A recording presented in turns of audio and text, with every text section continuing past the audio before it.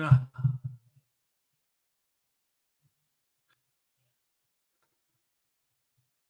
Hello and welcome back to ESA Cup. I'm here with Stucky and I'm at Steedy. How's it going, Stucky? extremely good. I'm completely hyped for this match day of the ESA Season 8, and we have three banger matchups in front of us. And I probably think that we will have some close games coming up, just like the last 2 days. We already had some of them. No, we have 6 teams who want to show that they can come out on top as well. And you mentioned before you don't have seen many of the teams playing today. So Yeah. I think I will leave the matchups we have to you, and after that I will have some input on the teams to tell you Okay, guys. so our first matchup is Controller Gang versus Flawless 7, which I've seen Controller Gang's name before, but not really anything about Flawless 7. And then our second matchup, Frequency Esports and Retirement Home. And then our final matchup of the night, Cosma versus MG Ryuga. Ryuga. So yeah, I'm not really too familiar with a lot of these names. Pretty much just Retirement Home and Controller Gang and a bit of Cosmos. So yeah. So yeah, I mean I need to keep up. I can't say much about Controller Gang, sadly. I didn't have seen much of them. They just won one Roller Saturday EU event. The first they even ever participated. They won it. So they are not that bad as a team. They even beat Flawless 7 there, something I just asked before and wasn't sure about. I just rechecked it. But it was the Flawless 7 was where some names are left out. We have Hachi, we have Half, Just is playing today, Skid and Goldinho on the side of Flawless 7. They had to change up their roster for today because one of the members, Yuki, is missing out because he just broke his hand today. He just dropped the message like 1 hour before the game went on air. So 1 hour no, that's on him if his team lose now. For him breaking his hand. It's all his fault. I mean, it is his fault, but I mean, blessing to him. Hopefully, he will be back on the console soon to help his team out. But today, Yuki is missing, and we have another lineup than usually was planned for Flawless 7. Flawless 7 just faced the final of the VLC League. They are a team who is probably on top in every tournament, one of the final 4 teams. And I really, really think that they have something to prove this season in ESA. I mean, the last season they also were even in the final, if I'm not wrong with that. So the underdog position in this game is definitely Controller Gang, but they have nothing to lose. I think they only can prove us something better, that they can keep on going with the side of Flawless 7. I'm hyped for the game. I think then we should probably look into match predictions just before, to see what everyone thinks about.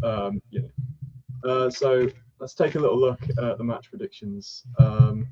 So it looks like the social vote is 88% in Flawless 7's favor, and we obviously have the individual votes from each of the casters in the production crew here. So, wow, Flawless definitely in favor here. Yeah, everyone's pretty much saying Flawless. There's like one Controller Gang. So, what's your map like predictions like score for the final score? Oh, okay. I really don't know because, like I said before, I don't know what Controller Gang can bring to the table. They just won once in a Waller event. They just played the whole day before they even played each other, so maybe they are a little bit sleepy or something. But if you want a match score from my side, I will go with 7-4 for Flawless 7. Okay, so I'm gonna say probably maybe a 7-3 for Flawless. Just looking at the favors, but we should also take a look at the map bans probably, so you judge it off the map. So looking at the bans phases, we can obviously see Cafe is our decider map there, but Flawless going to ban Oregon straight away. Controller Gang are then going to follow on with a consulate ban. So Oregon being banned first, like that's very, very interesting. Quite a boring map in my opinion. Very repetitive and nothing really changes on it, to be fair. But yeah, so then we're going to see a border and skyscraper ban and a chalet and bank ban as well. So I can't really see the last ones. Oh yeah, and it's clubhouse and not haven there as well. So I mean, okay, so yeah. judging it off Cafe Dostoevsky, you're going to keep the score the same way. I keep the score the same way. But what is your prediction? And I think if you drop your prediction, we can already start into the map. Drop your prediction. Let's go. I think we lost TD here, guys. Hello. Sorry. It's missing out. 7-3. I'm going to keep it 7-3. What? 7-3 for flawless. Yeah. Oh, okay. Yeah. So we both think that Floor 7 will win the whole thing. So let's keep an eye on what they will bring to the table. Starting with the ban phase, seeing as the first defender banned out by the side of Flawless 7 is Thatcher, paired with Montaigne. It's quite interesting to see. I mean, yeah, Monty, I think, is very strong on Cafe just Definitely. because it can push you out of positions and it can take, if you go for a top floor down, instantly you've got control of that Monty in the building. You can push it down like any staircase, get ready for literally any breach entry with that Monty. Fenrir being a ban as well, people just don't like that visual denial. You push into the Fenrir trap, you get denied, and just instantly people hate that. And probably a Solace, no, and Azami as well. That's a strong one. Azami being the Kima barriers are just so strong. You can place them anywhere. So having that on the ban list is very good for these teams. So bar and cocktail. What do you kind of expect from this? Being upstairs, we've got a mirror on the play, so a very heavy mirror orientated strat. I mean, the question in this situation is how they will play the mirror windows, how they will play the setup. By the way, big thanks to Observer today. Be nice to him. It's his first observe in general. So if you see something and think he can find all the action, he's learning. Be nice to him. I know the chat is sometimes a little bit rude. Give him a chance, guys. But I think the strat is extremely well, and you can see the lines already. So the thinking is they will play one of the mirror windows outside of bathroom towards the skylight, towards the hedge. The other one will probably be played inside the hallway towards the freezer, the wall that the Ramai is already reinforcing there. So we have a whole view towards the cigar area and can hold it pretty easily. The only thing you have to be afraid of is the cocktail window right behind you. But there's also some player who will have his eye on that, will play it aggressively. But that are the key positions for Controller Gang to find, to clear, so they will have an easier way to enter, in my opinion. See already going up to the roof, opening up those hatches and getting ready to find that information straight away. Now, looking at exactly, we're going to probably play a lot of information from this skylight and gather exactly where we can push from. We can see that the drones are just going to be prepped on that skylight. Got a few players sat on the cocktail valve there as well. Just going to be holding those long angles onto the other balcony for that hatch drop, just to make sure. Probably going to see a lot of utility thrown out, and we don't have any flashes on the board, which is pretty interesting. But running 2 EMPs and drone economy already in half, pretty much. So we'll see how they do. Looking to push through Cigar, and we've got those line of sights for that mirror to pick up anyone on the swing. So they definitely need to focus on making sure they can establish control of that bomb site as fast as possible. We might see a lot more pressure coming from the cocktail windows to get rid of that mirror, possibly. They might decide to swap, but we're already in Cigar and already Ace taking a lot of damage here. Yeah, and exactly that is what I was talking about. They have to clear these windows. What they done with the first one at least, but the second one is still alive. You have the magnets in the way for S charges and everything, but it's Fastaio with the opening frag. He can't find the kite on the white stairs, but you clearly can see the try to take the cigar area is extremely hard for them. They need to find a new angle here. Now have the breach towards the bathroom. It's okay. It's okay. I don't want to say it's hard. They still have 60 seconds left, but it's extremely 60 hard to seconds take plenty him. of time. Yeah, Yeah, finds a steal. indeed. Interesting. Skid also in an extremely strong position there, but no, yeah. Looking for the safe escape, but is getting down.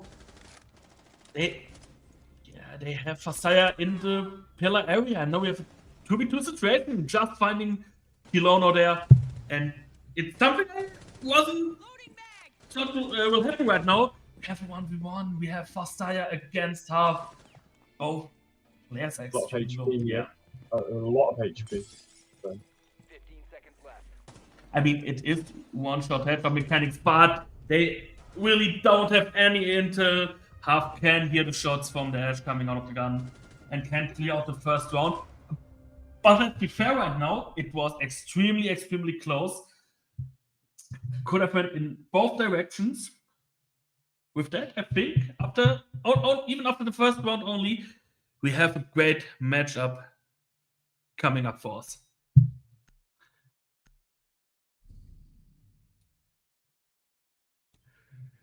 So, TD. Locate and defuse as many bombs as they can.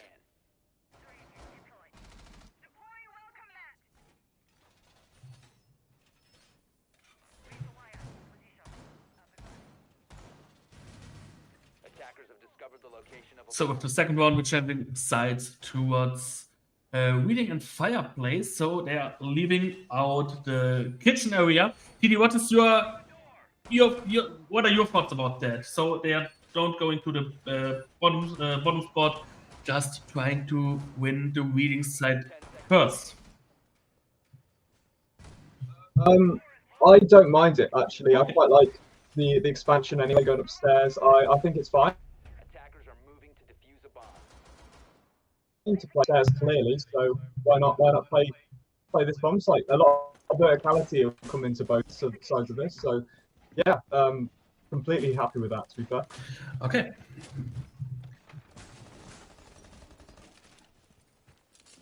So as we're starting the round, we can clearly see that the round planned. Okay. Yep.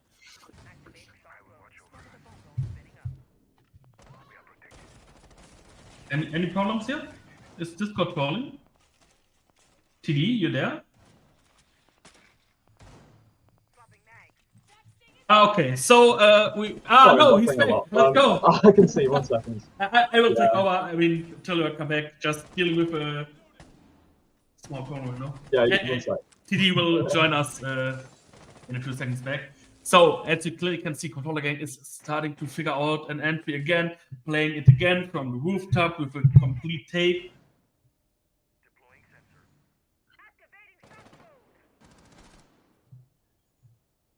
And just trying to find the first kills, but they still have to be aware of the poles who's playing below them. Just need to deal with vertical C4s and everything. It is possible, they have the IQ, they can spot him, they can spot half, but still, there are possibilities to get some kills.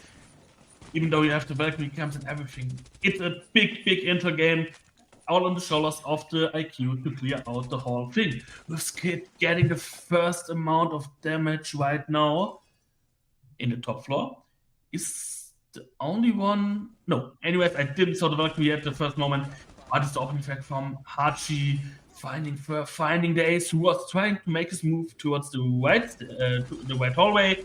And Hachi with the second kill already. Kilono out, and yeah, now we have the 5-4v3 situation with Monster finding Skid, who was playing onto the cocktail balcony. The other players on top, Dollies can't find a kill, so we have a 3v3 situation.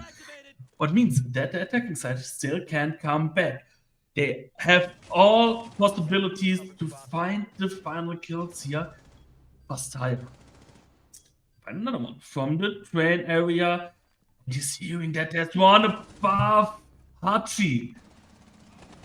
Made the sounds, and that's it. Monster with the final kill. Half can't find one, but it was Monster from behind. No intel on him. in that situation. With that, we have a 1-1 launch scoreline. Strong round again from the controller game. Just as I mentioned, the first one, was extremely well played, even though they lost it in 1v1. Now it's the one scoreline. So let's go with round number Things are working now. 3. Oh, back. TD is back. Let's I've go. Okay. The return Right. to Well, go. jumping in then, going back to the middle floor.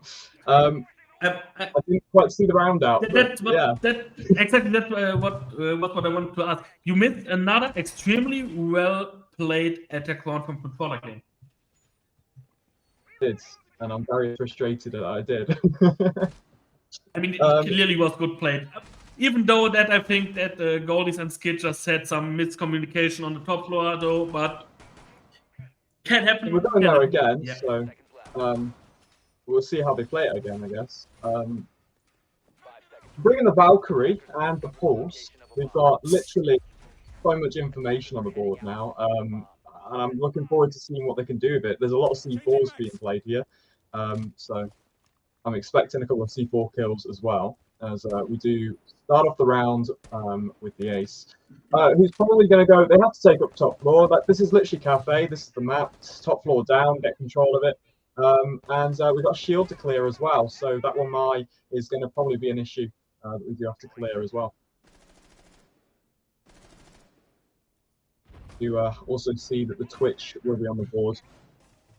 And Pulse's Cardiac already finding the play on the hat, just missing key shots to get the kill. And it will be the Aruni very low on HP there. Yeah, and it's exactly the same play we saw from Half in the first round. Right now they're holding the top floor much longer, much stronger, with much more gunpower. The last round we saw Half just dropping down and playing the whole thing from the train side. No, you have. That's why there will be just onto that red wall there. You can see the drones coming in now. He pushes him off the position. That Valkyrie has to move back behind the shield and tuck in. It does give him a bit more. Oh, he's still there. Oh, he's going to find one. No way. No, how's he lost that? No! way! Oh my god. What? Goldie sleeping a little. Oh no. I mean, the missed drone there, but the fact that he's managed to still clutch it up, and there we go. There's another pick there for the Ash. The Pulse will fall. I mean, let's be fair right now. This is a gunfight you can't lose.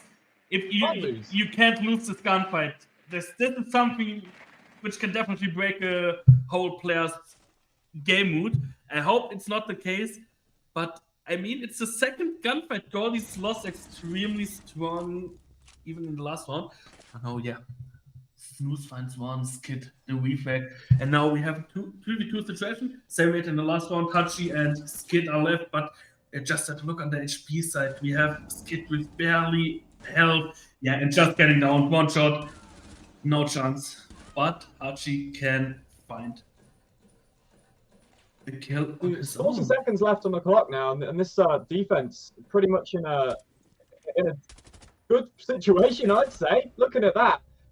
Two defenders down, one defender down, and then going to find the pick.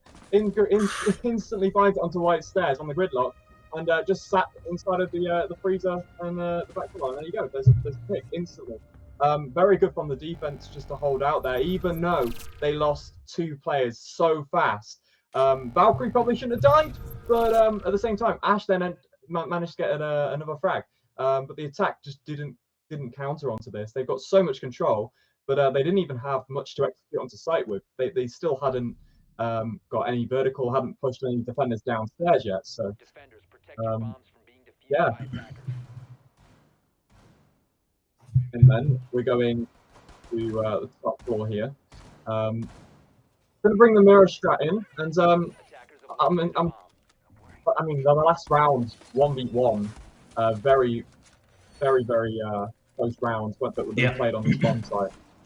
Jaeger just managed to clutch it through the open mirror. We're going to see that the Cade's being placed downstairs as well in the fireplace. So this should be rent-free pretty much for Twitch, just to play around and get all those gadgets off the board. But yeah, I'm hoping for a bit more of a stronger defense possibly from this setup, not letting the attack have so much control. straight away onto this top floor because they got straight into Cigar very quickly, I'd say. Attackers have dropped the bomb diffuser. Attackers have recovered their diffuser. Yeah, definitely. I mean, if you have to look on the last 2 rounds we already had seen, we had 2 1v1 situations. It was the first round, you mentioned it, and it was the last round.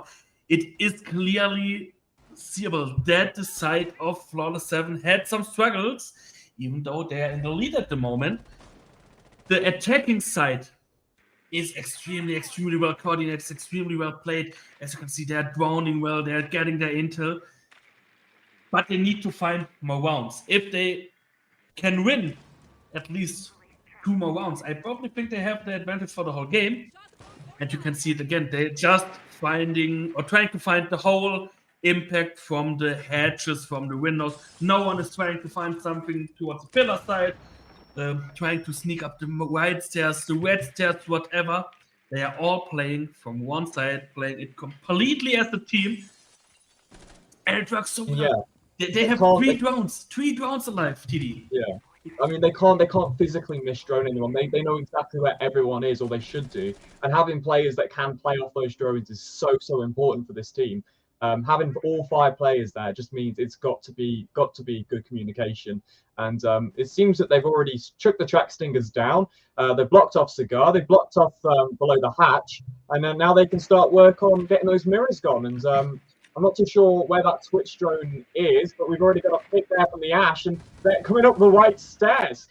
As we're going to get a refrag there from within the reading room, and it will be the mirror getting that pick. So still someone playing below, down by that pillars area for anyone who might drop to the balcony, and that's good. We saw that the first round as well, someone playing below, but did get cleaned up very quickly. And we're going to see now 1 minute on the clock and a 4v4. That's a lot of time and a lot of bodies. And we will see, IQ just going to get completely taken down there by the Cade, who's just managed to land the final shot there. A 3v4, but we'll get refragged there by the Gridlock. And there's another one for the Twitch. A 2v2 situation as one drops on Cocktail. And now 39 seconds left. It will be a pick straight across. And there we go. 2 versus 1. Gridlock left in a bit of a bad situation with Diffuser, full HP. We'll find one on the white corridor pixel spot, and we'll see 25 seconds. Could bait a plant here. We'll see. Mirror not going to fall for. Oh, he's going for a plant. Interesting to see. Oh. And again 1v1, but he can't find just with the double kill. Finds monster. Yeah, I mean, yeah. That's why we do that. We just completely take the whole bar up. That's why that plant spot completely open, easy. But, just wait for the time. But I mean, again, it's a 3v score now for Flawless 7. But can we keep in mind that it was again a freaking 1v1 situation? The third round for Flawless 7. They just can't clutch their ones. It's crazy. That's insane. 100% clutch rate out of all 1v1. I mean, it works for them. Just keep on going. Deal with 1v1s. You win it on the side of Flawless 7. But I mean, just have an eye on the side of Controller Gang. How do they feel right now? They clearly see what's going on there. They just can't win the gunfights in the real mattering points. Attackers have located a bomb. So annoyed. yeah, definitely. And I really hope just for the game that it's keep its pace, that they find at least the next round, because otherwise I think they get a little bit stressed. But I mean, they're still in the attack. We have the biggest defense meta in Siege since years. I think there's anything possible. But let's have an eye on what they are doing now. Returning to the kitchen side, not playing the reading spot, because as you remember, they lost it once, and just with the opening with the double kill. Oh, what are you doing? He's got a double pick. Oh my god. That's incredible from Frost, just establishing early connection. And then we're going to get swung there by the Echo as well, just playing so aggressive on that big bakery's door. And now a 2v5 within 2 minutes and 20 seconds. How devastating for an attack is that? I mean, the main thing on this round is that you're simply the attacking team trying to take bakery. You had the opening pick, and it's extremely hard to encounter the whole side after that, in my opinion. But it's really unlucky. The two opening tracks, and again, goalies just had some struggles the first 2 to 3 rounds, just finding his picks now, coming clearly better in the game. It's good to see Gridlock making it a 1v3, but then gets taken by the Cades. He's just holding that corridor. And yeah, there we go. Goodbye. Yeah, not the best round for a bottom floor attack. We can see that such a strong cafe defense from these. I mean, you can't ask for anything better, really. I thought it would start off quite a close game, 1-1 going round for round. I hope for, but those 1v1 situations made it a little bit worse for him. And then the fact that we can't really attack this bottom floor site either, just makes it a little bit worse. So 4-1 is our current score. I'm hoping they can get one more round before the roll swap and go 4-2, but we'll see if that happens because I don't want a 5-1 roll swap. All right, we're going to go to the middle floor. By the looks of it. I'm not a big fan of doing that in game, but can we have a quick sync check, please? 10 seconds left before insertion. 5 seconds left. Okay, I'm fine. Attackers are heading out. I've just started the attack phase. The attack phase. Sorry. Yeah, okay. Yeah. 2, 1, 0, 50, 49.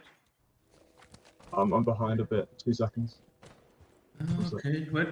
Okay. Yeah, I just thought about that because, anyway, not very sorry for asking it. I'm not a big fan of asking something that in a round, but I just realized we had some delay there. But anyways, have a look what is happening here. Again, we have Kilono down on the rooftop, I think, and will be finished by Half, who is again playing with the pulse. And another early opening track. It was pulsed against the IQ. No chance. This is the duel you had quite a few rounds now. And it's again Half is coming out on top. And you clearly can see on the side of Controller Gang, you have Fastadia, you have Monster with 7 kills on both sides, 8 on the side of Fastadia right now. But you have who can't find anything in this game till now. 0 kills, can't give his impact. Just playing a good role as a hard reach, definitely. But still, wait, did he really bang Monster there with Fastadia trying to peek?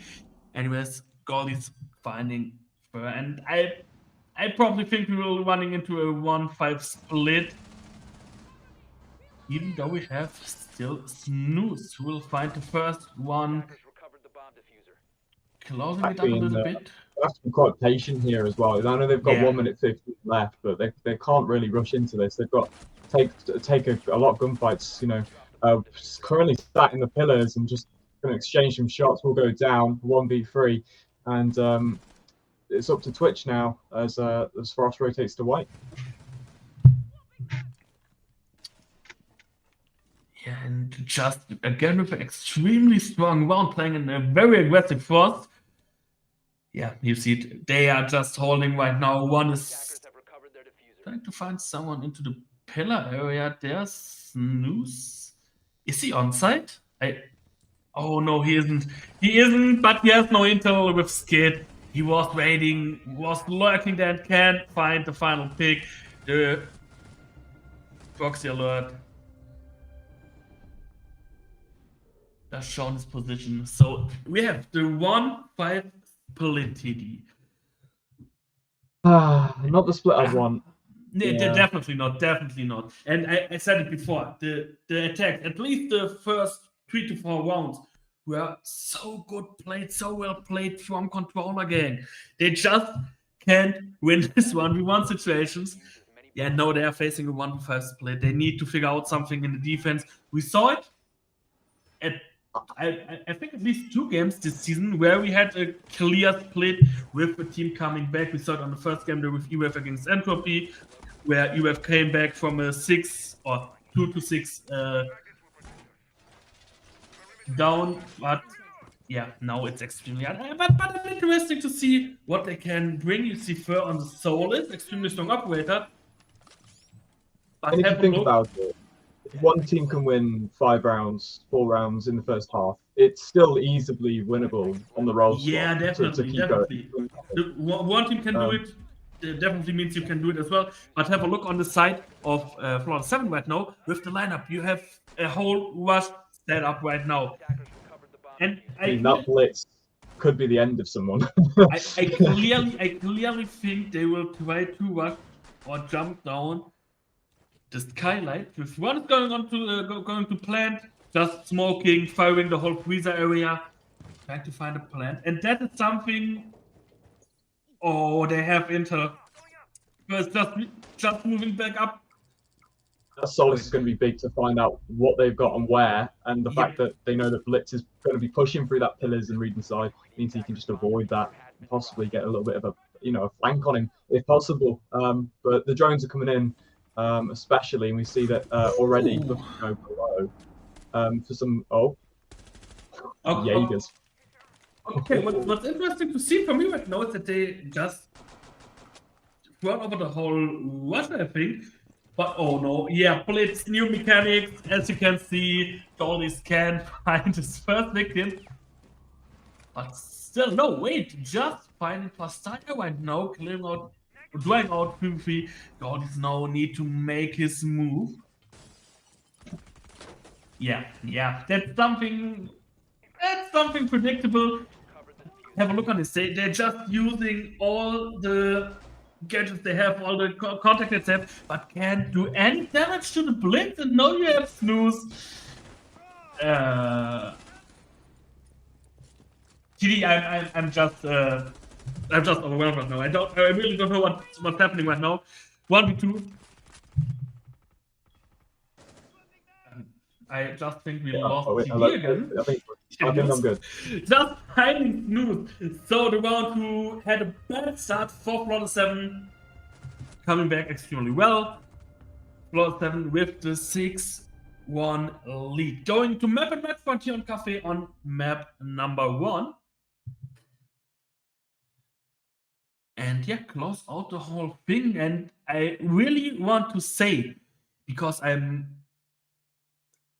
a fan of the gameplay we see from Controller Gang, but I think still it is an upset if they win it with the next round. Attackers need to locate and defuse bombs.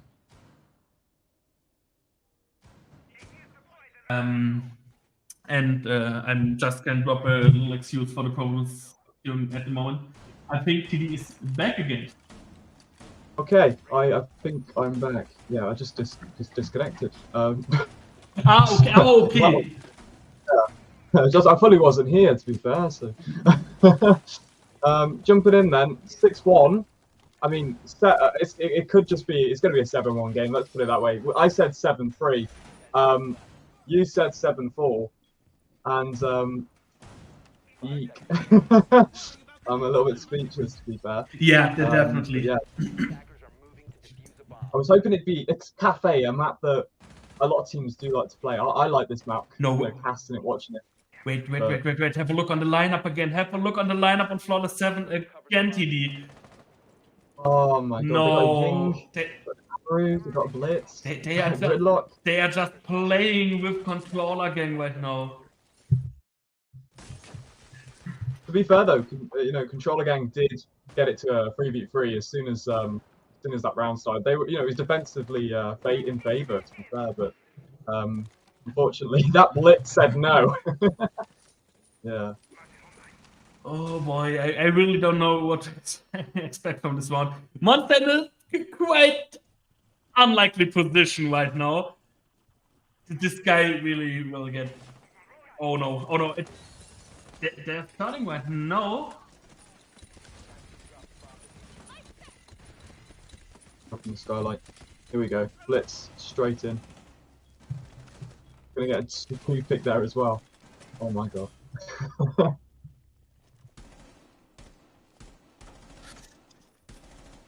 I mean, it's looking good right now for the side of Controller Game to get at least this round. yeah, they've lost so many players just from that rush. A 3v2 off the bat, like that's crazy. We've still got the book and the gridlock in play, and that mirror is still intact. No utility has been snuffed out here, so I don't really know what they expect to do on this attack since they haven't really took control of any of the upstairs play. But we'll see. They might rotate off and do something else, but I don't know if they possibly can. As Buck sneaks around Cigar, just trying to find someone who will swing them really. That mirror. Yeah, but it's extremely well played though. They're just not swinging it. Well, as you can see right now, they're still playing it extremely slowly, waiting. But now they have to deal with just sneak through. That's the problem when they don't swing. It was the mirror lying down on the ground. It's the first one, 2v2, one round situation right now. Both are now sneaking over the hallway. You have one top right who's sneaking for.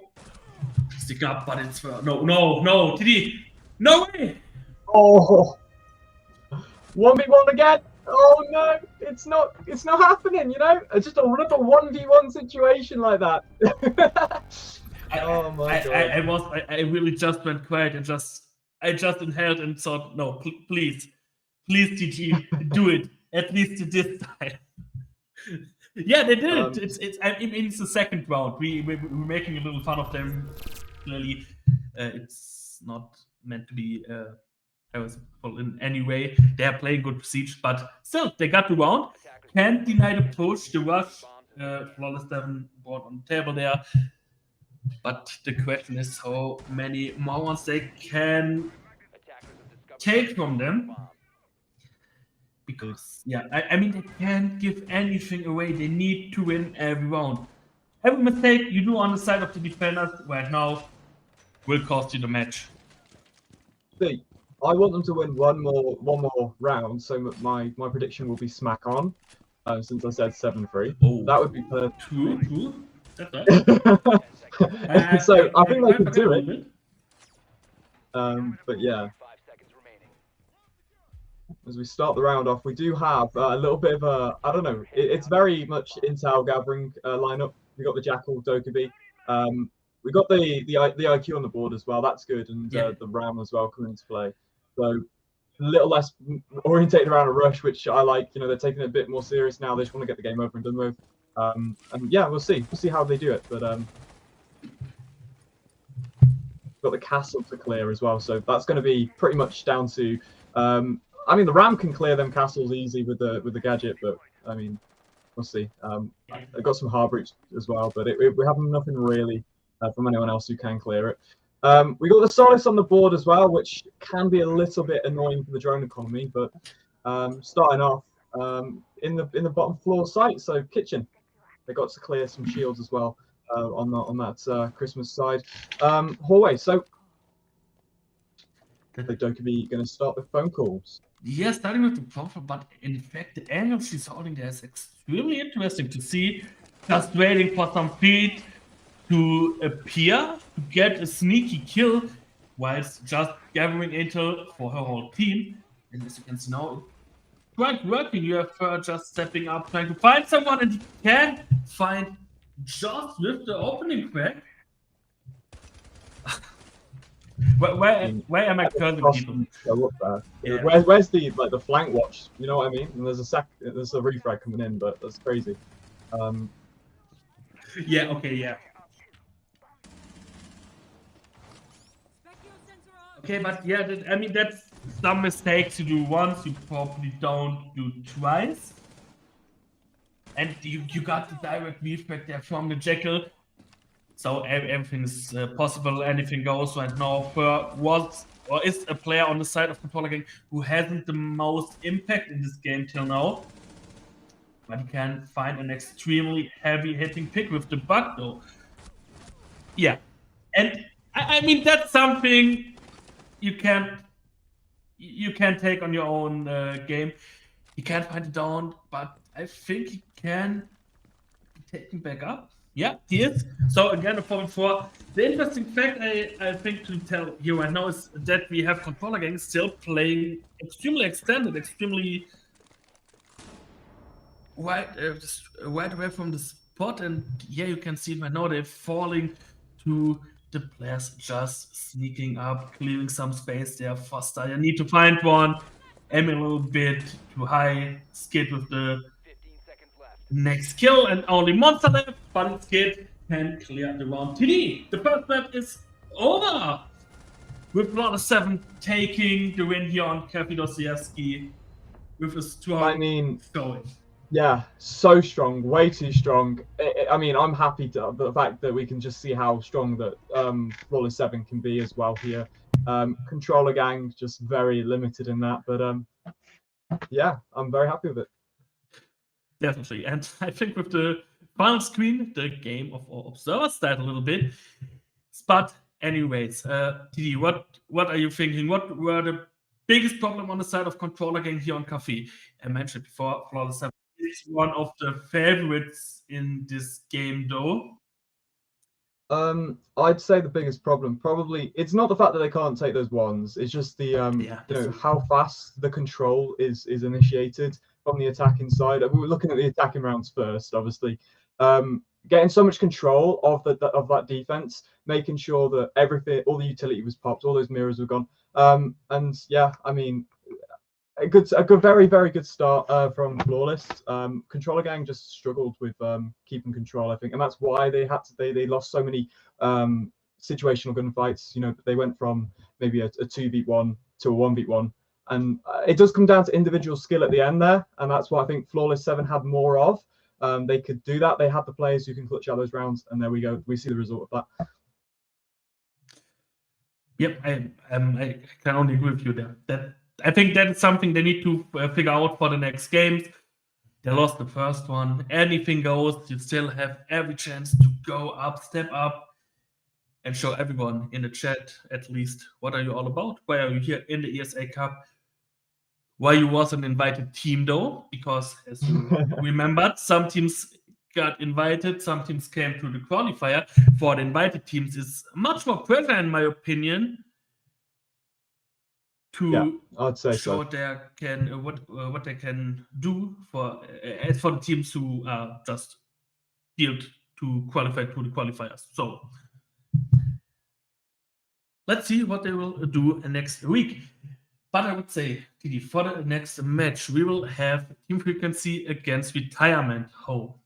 And yeah, I mean, their name is Retirement Home for a reason, because there are probably some players who played competitive for a very, very long time, but then stepped a little bit back. New players showed up. New players you probably knew from the games before, or from the games yesterday, or the days before. I think they're very good, though. I'm pretty sure they're very good. Like, I'm certain that they are one of the stronger rosters. From the fact that I've seen them beat Entropy. So that's I right. mean, yeah, I'm hoping it's gonna be a good game, and I'm hoping Retirement Home will show us exactly what these older players are gonna do. Frequency Esports, I'm gonna be honest. I still know very little about. So yeah, I'm not gonna really. I'm scared to put a prediction down on this game. But it would be cool to see what the public say. Obviously, you guys on the Twitch page can vote on that as well. So it'd be cool to see what the predictions are like for that.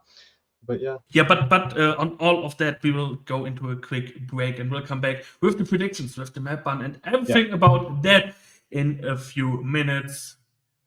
Keep yourself. Wait, no, what do I want to say? Grab yourself something fresh to drink, something new to snack. We'll be back in 5 minutes. Stay tuned.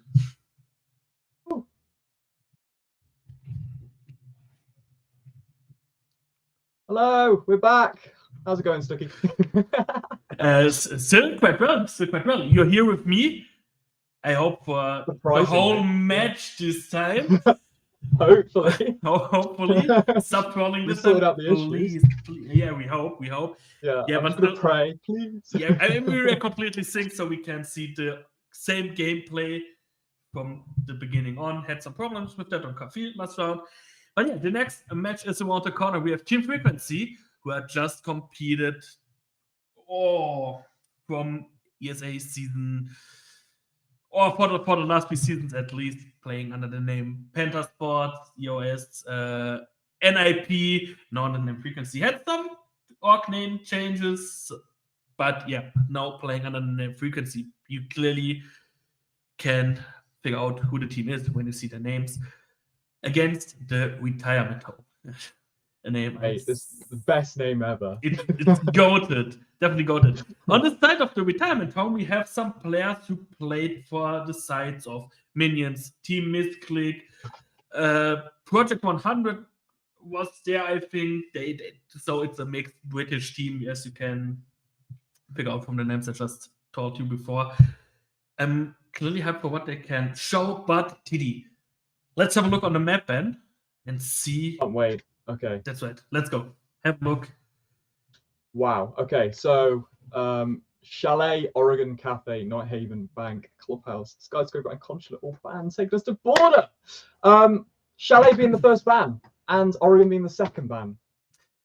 It's a good day Wow. for Siege competitive, in my opinion. Just with the bans we had in the first two picks. But yeah, we're going to Border, the smallest map on the board. And I'm quite hyped to see, in fact. I'm not casting Border that often, to be honest. I don't think I've seen it played pretty much. Like, never. That's right. I mean, Border for best of one series is quite a risky pick, in my opinion.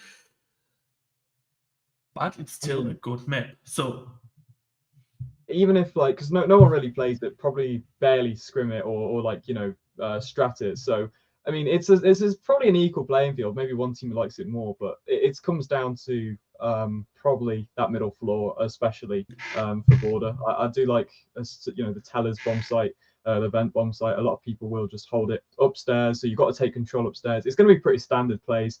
I think to most Border games, but we'll see how it goes. I'm looking forward to it, and I kind of really want to know what everyone's predictions will be, especially for this map. So we'll probably head over and have a look at the predictions. the question The answers, social vote. Yeah, that's right. Sorry, just for talking in your speech there. But the question here is for most of the people who are voted in the step or in the production prediction. Do they even know all the players? That same is for the social prediction. But I'll leave it to you, TD. Prediction is yours. Okay, so the social vote, 68% in favor of frequency. So that's interesting. More people on frequency side. So 32 retirement home. I don't know what I voted on the prediction list, but I'm definitely I don't know what I put, but yeah, it looks like most people. It's quite even for retirement home. Okay, that's interesting. Yeah, I just thought about the whole thing, but I think I was going with the underdog pick there. Are you in there? Why not? I don't think so. I don't know. Oh no, you just rolled the predictions. That's nah, you can't do this. Fill out your prediction, guys. Every one of you. So I thought I did. My bad. No worries. Yeah, but okay, we have a quite drawn prediction from the production side, so it's interesting to see. We have, like I said before, some interesting players there. I mean, yeah. I mean, the fact that there's so many players that I know like on this retirement home. Yeah, I mean, you have Is from the TM side. You have Larry from Team Cook. Maybe you know them from the ESA Season 6, it was, I think. You have Dobrovdi, some name I can't do that much with, sadly. He's a new name for me. You have Sava, was also at Cook, in my opinion. And the last name, TD, I just want to leave it to you. You love him. Oh, he did again. No. Oh yeah, we lost TD again, guys. It's Tinky Winky Jinky, and I just want to leave it to TD because he's such have a love story with this guy with his name. Yes. He's back. Tinky Winky Jinky. I sat there an entire cast just talking about his name. Tinky Winky Jinky. He's the goat. He's just the goat. I think he died again, right? Okay, with the dying all over again, I think we will have a look on the stage we have coming up. Stop. We do it. Starting with stage 2, you can already see some confirmed spots. On the upper bracket, you see UFE spots who beat the side of Entropy Gaming in an insane match. The second match was best. I'm just a little bit confused. Like I said, I'm sorry for that. I'm just missing my cast partner at the moment. And I'm just struggling a little bit with the names of the teams. On the top half, you have UF Esports, you have MVG, you have Team Legacy, Team Aspire, the Minions, and the last team should be, they got the info. We missing out on TD a little bit. His internet is just a gun. Sorry for that. So a look on the teams who lost the first game. We have Entropy, we have Phoenix Esports, we have Silent Family, Aero Gaming, AGM and Team Misclick. So every team who is down there with a score of 0 to 1 still has any chance to come back. And as you can see, we have a tie break in the 3-0, 2-1, 1-2 score. The worst 2-1 team had to face the best 1-2 team, and the loser will drop out. So if you have if you have standing of 1-2, you still can come back and show what you're all about, what you have in common to get yourself back in the mix. You still can drop down one of the better teams. It's something tricky to understand, but if you have questions, just ask on the ESA Discord server. Just spam at Bosmax, he will help you, and he loves to help you guys. And I have a lot of questions. So much hate on this. But guys, with that, we're going back to camps. I just wanted to. Oh, TD, you're back. I think. Oh, wait, you're in here with your smartphone. Okay, interesting. Yeah. 2 seconds. I will reconnect. All my internet's just gone. So yeah. No worries, bro. Already, and I think we can start the game in a few seconds if the lobby is ready.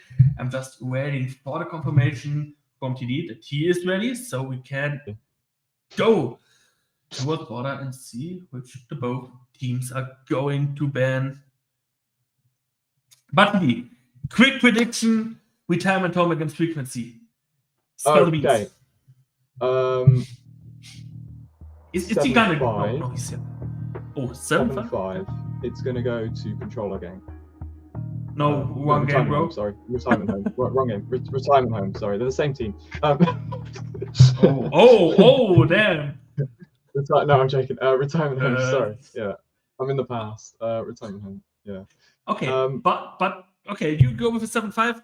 Even though my prediction was with retirement home, I don't want to do the same prediction as you again, so I will go with a 7-5 for frequency.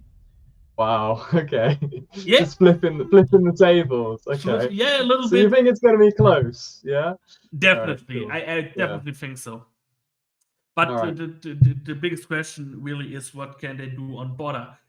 I watched frequency much, but I can't remember seeing them on border, to be honest.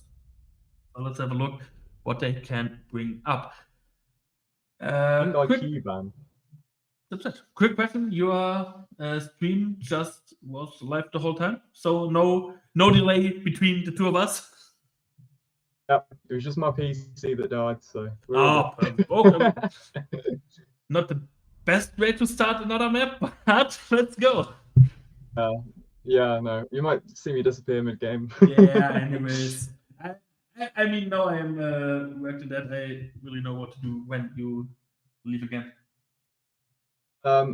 Fenrir ban as well. We've got the so Ying IQ Fenrir. I mean, Fenrir is just hard stuck banned at this point. And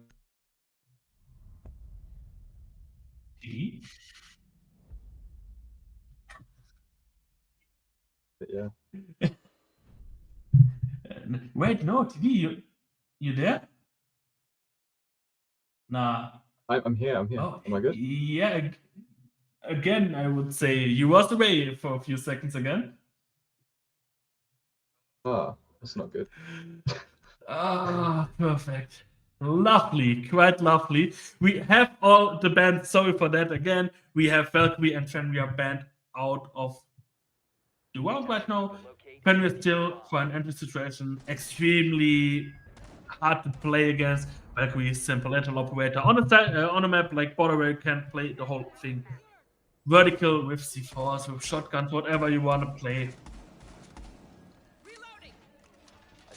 I can understand the whole band we can see right now with the retirement home starting in the defense. I mean, we're gonna have the mirror on the board as well throughout this. Tinky Winky Jinky playing the mirror. Yeah, I mean, looking interesting to see how they're going to take that, and they're looking to use the Flores as well on the board, so that's going to be an interesting one. No denial for that Flores drones at all. So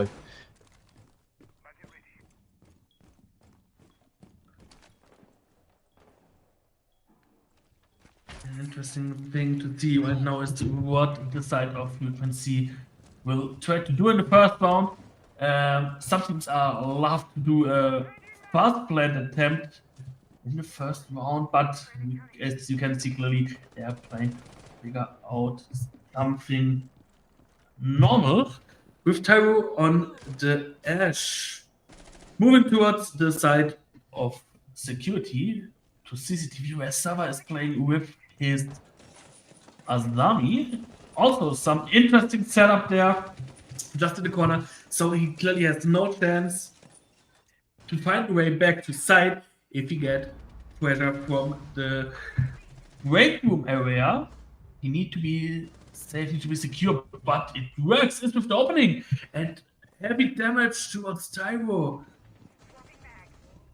Oh, see Frost go down there though. That's not good. 4v4 situation. 1 minute 40 on the clock here, and already looking to push straight through that off his side. Just they're very cautious of that flank in case they've already just got a pick from Iz. But yeah, this mirror is going to take a while to get rid of. They've still got 1 Selma charge left, but I don't know what they're going to do with it at the minute. Now, in general, they had a clean start to the round. It looked like they clearly have a plan what they want to take there. But right now they are struggling a little bit. Just can't find another take from another spot from the east side. Go back or find an entry towards office with. But now you have Schliver on the floors. He will face the first enemy. Then the flashbangs come out. But there's a cross angle. Larry. Oh, still alive. Oh, this is so close. Tyro stepped in the first step. No. Wait, they really didn't shoot the first step on the balcony window. Frequency is getting away some good damage at the moment, but they can still clear out the defender side. Only is on Larry left against him and 90 right now. With Larry He's not going to get there. There's no way. Oh, can't get that plant denial, and 41 seconds on the clock, but is to deal with a whole OSA shield. Going to push up the metal stairs and just trying to find exactly where they are.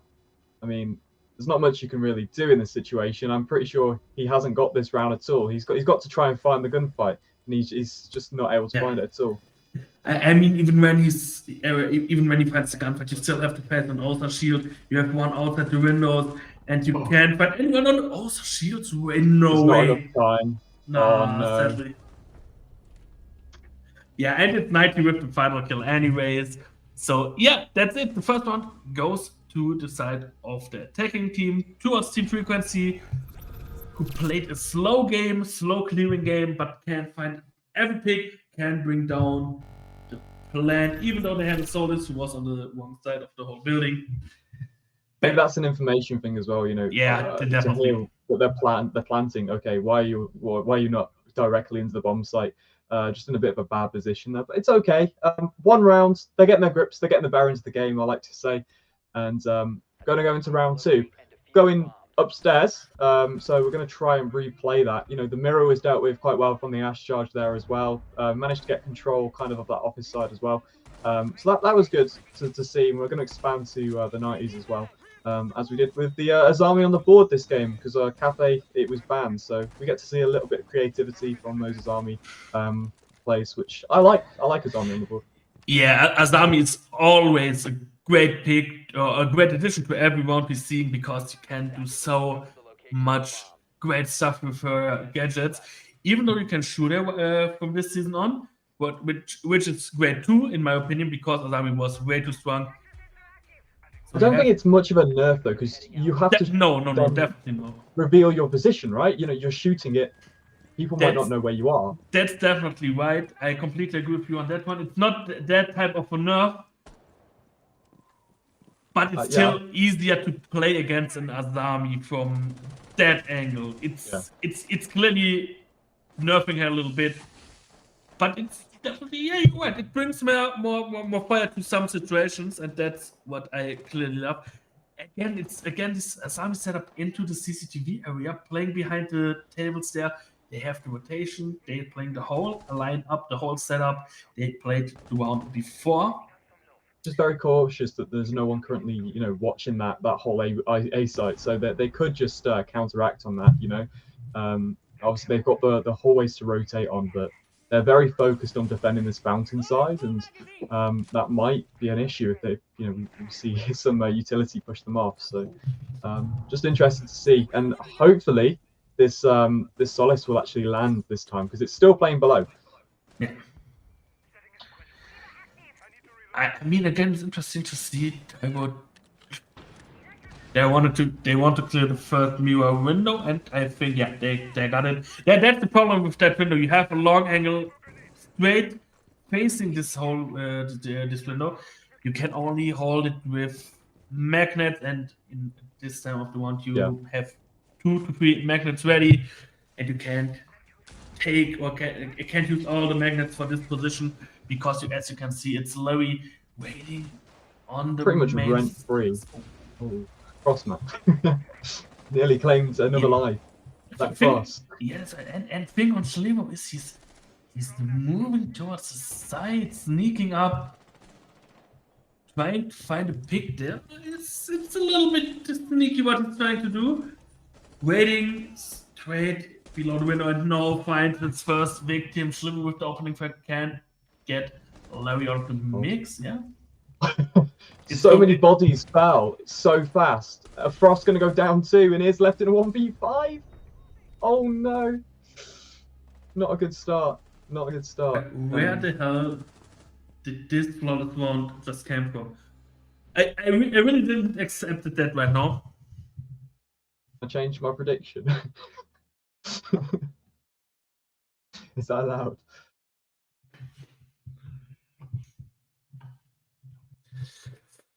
No. No. Nah, I don't. I really don't think so. I mean, that would mean that I would take the L in the end, because I was right at the beginning. So, now, I mean, the game is still extremely young. They had 2 good rounds, and I still have to say I'm not the biggest fan of the top 4 spot, in my opinion. The spot like ventilation workshop and toilets are the better spots, in my opinion. That's my opinion. Not speaking for everyone. I think you can hold these sites much easier I like than the them top more. floor. Yeah, 100%. That you can play that upstairs. There's greater range of utility usage upstairs as well, and that means they have to waste more attacking utility upstairs to deal with those defenders, because, well, it's a very vertical map as well in itself. So. Go away, I'm casting. Yeah, definitely. I don't So care. let's see what they can show right now. If they win this round, everything goes. Casting. Let's I say will make the how team it when I is. want it. They definitely can get back in this game, and they definitely have I'll the eat it when I want it. game sense, the game Later. to do this. Why? I didn't want But it. it's something I'm Put it in- a little put bit it in the concerned of. Is what you can see right now. It's Taiwo on the Montaigne, and TD, let me tell you something straight. He's one of Okay. the best German Montaigne players. Days, definitely. Okay. You sounded unsure, but I kind of believe you now. Yeah, I just needed to figure out the words I wanted to say there because Okay. I see. English and myself are not the best friends at some points, but definitely, if you ask me, Germany top 3, definitely. Top 3 Bounty mains. Wow. Definitely. That's a title I want. Well, already we're going to see Larry go down. Not good. And Newt just going to get picked up from Fountain, but a frag coming in from the Frost. Lennox will drop, and a 4v3 will suffice. As Buck just going to destroy the soft wall there, looking onto the bathroom hatch.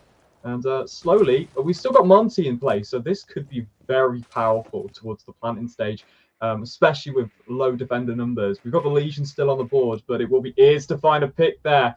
And Monty taking some damage as Tim does go down, of course. And a 3 versus 3 now. Monty left on its own. So, yeah, interesting to see. Very separate. And the verticality is going to be utilized, hopefully. And we see that they see the phone call as well from the Solace scanner. So right now everything is possible, and as you clearly can see right now, they just gave away some speed right now with the floor not getting opened that easily from the skeleton. It's quite a bug we have in the game since a few seasons right now, that the floor on the side isn't destroyable at some point. Strong finding Shlevo with leaving Taiwo and 90 in a 2v3 situation. The fact that it is so powerful already. Like, look how many kills, but just nowhere near the plant. First dead, and second, I mean, the Montaigne is still alive, but look at HP. But they will get down the plant, and now it will get interesting. Someone finding Taiwo. Anyways, okay, yeah. Anyways, jinxed it. My bad.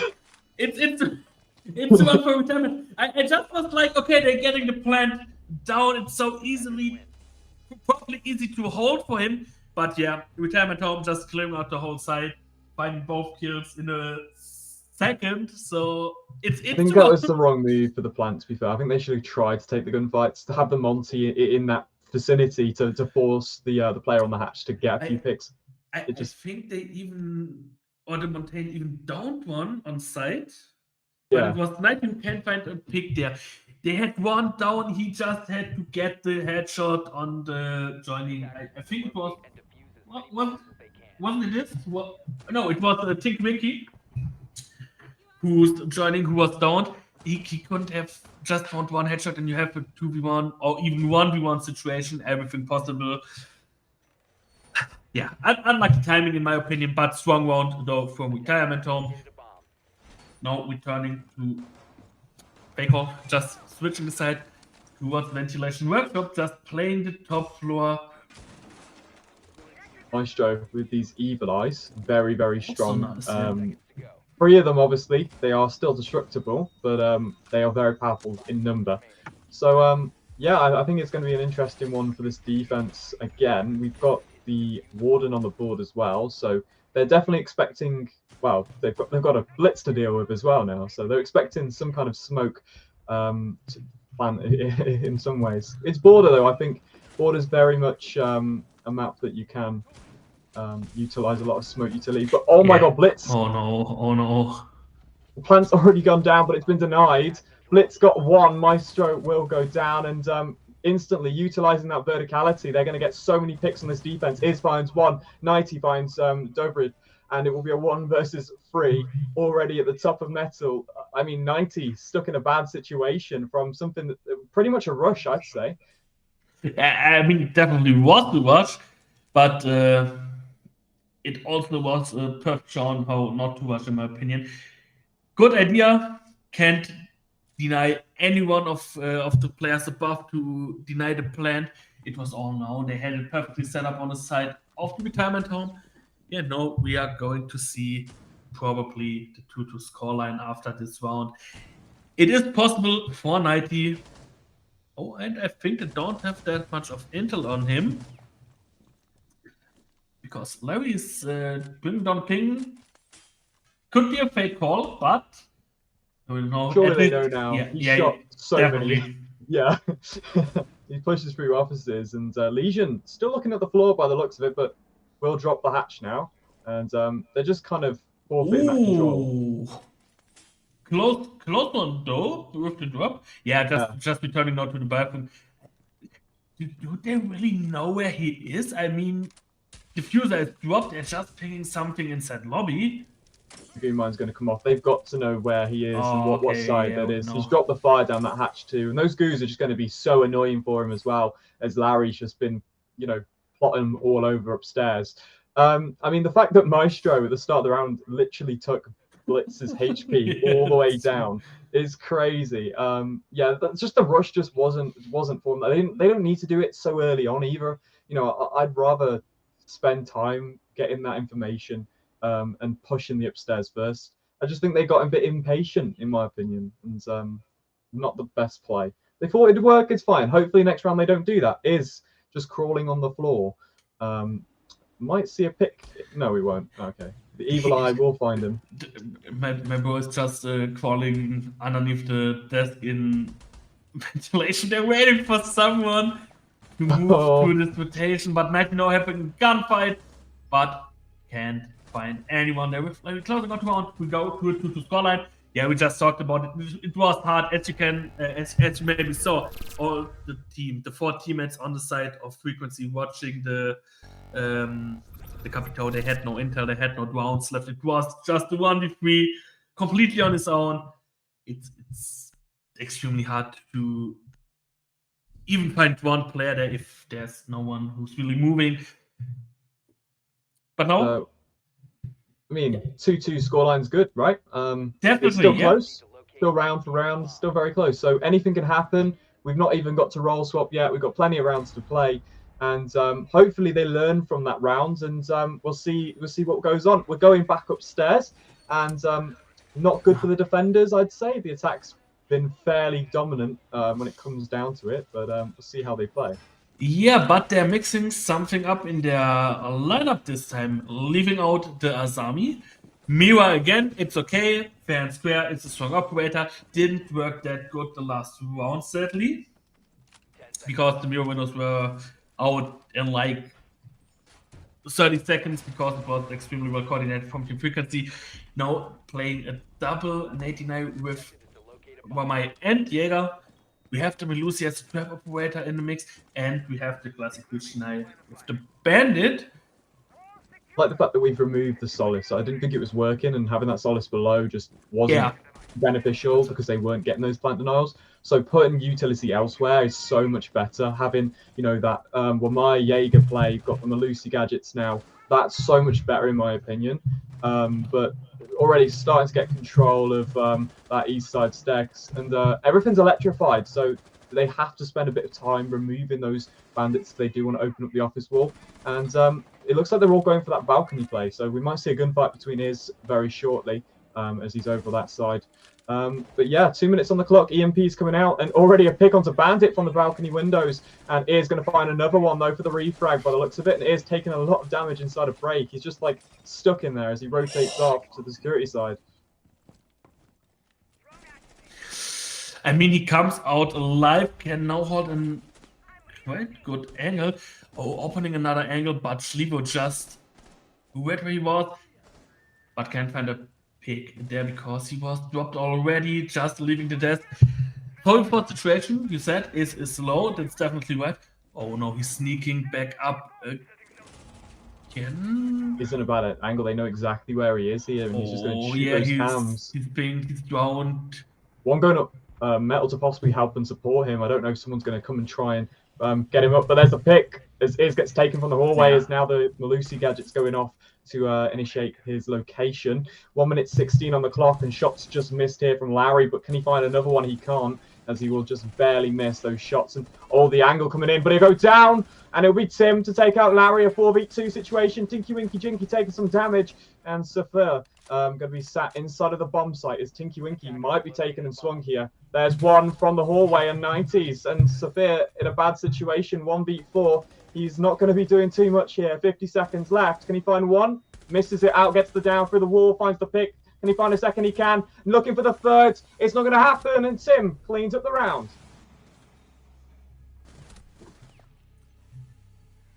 Oh. Again, top floor, just not it. Just not it at all. I think that would be worse. Not even that, but the thing I'm really questioning right now is they played nearby the same setup they did the first 2 attempts they played there, but it was the same attack strategy for frequency again, and it worked again that well. Yeah, I mean, we're going into this next couple of stages, and we'll see exactly what goes on here. We're moving bomb sites, and will we see that 3-3, or will we see that 4-2 come in for the roll swap? We've got the Frost on the board. We've got an Echo, the Solace, the Mute, Azami. So yeah, 2 shields being rocked as well. Yeah. So from the look of it, definitely a good lineup for the side. And you just asked, do we see the 4-2 or the 3-3? I clearly think we can have the 3-3 scoreline right now, because the sides, the 2 rounds we saw in the bottom floor, were so heavy defender sided, even though we had the plan done. yeah, it almost seemed like the attack didn't know what to do to take that control. Right. The fact we've got the Echo on the board now as well, so that's traveling information for that roam if needed, because you're not going to have one Echo drone just sat in sight. You have one off site, one in sight. So we're going to have a lot of wide amount of info that can be found from the defenders, and that's a lot better as well. That can deal with the Monty probably. It's going to disorientate that Monty and not push it back and say no, you can't push in. We've got the Frost as well to stop Monty drops and pushes in. So yeah, Solace will be dropped down the hatch and saved from that attack as they start to push upstairs in the security and break side. We'll see the book just finds the pick onto Larry. What a good little book hole there. Just instantly finds the Azami on the board there, and it will be Monty rushing through as well upstairs. Got control pretty much of this whole setup, apart from there is one player sat in offices. He's going to drop the hatch as well though, as Monty now in Fountain, and they've got control pretty much of this office and Fountain side now, I believe. And all of that in an extremely short amount of time. We saw here they had the opening frag, just cleared the top floor. He finds another pick on Sava. So now we have a 5-3 situation. More than 1.5 minutes left on the clock. So this is very good. So much better. Extremely good, definitely. Still, it's not finished. They still need to get the plant on, or at least find 3 more kills. And they still have to deal with some C4s. 1 kill and the whole thing can change. The 4-step and the contact. So well played. See Monty looking to drop here, but I don't know when it will be safe, because we do have Ears and the Echo drone still intact, I believe. So they can utilize them to deny any plants that come, and they can do that kind of far off site. So that's good for them. And a 3v4 is still winnable. It's technically a 3v3. That Monty only gives control and establishes a kind of a blockade for that plant. So they still have 3 gunfights to take. 40 seconds left now. The time has withered away, and the defenders being very patient, even though that verticality is coming in. Plant going down now. Is looking to find that, but it's right behind you, Is. Oh my god. Is? Yo, is? No, nah. He's... What there we go. Fuck did just... I don't know. I mean, that plant could have been denied so quickly, but now it's gone down. It's a 2v3. There's one through the floorboards for Is, and now a 2v2. He knows exactly where. He could go for the denial if Echo's able to help. Echo's going upstairs. Oh, Echo's been taken down. 2v1. Iz has got to take the gunfight. We'll find one. Can he find the other kill? 15 seconds left. Tim's got to just sit away, hasn't he? Can he do it through the wall? Yes, he can, but he can't. Oh, no. So unlucky for Iz, just managing to clutch out those kills in that round, but then just can't finish off that defuse in that last player.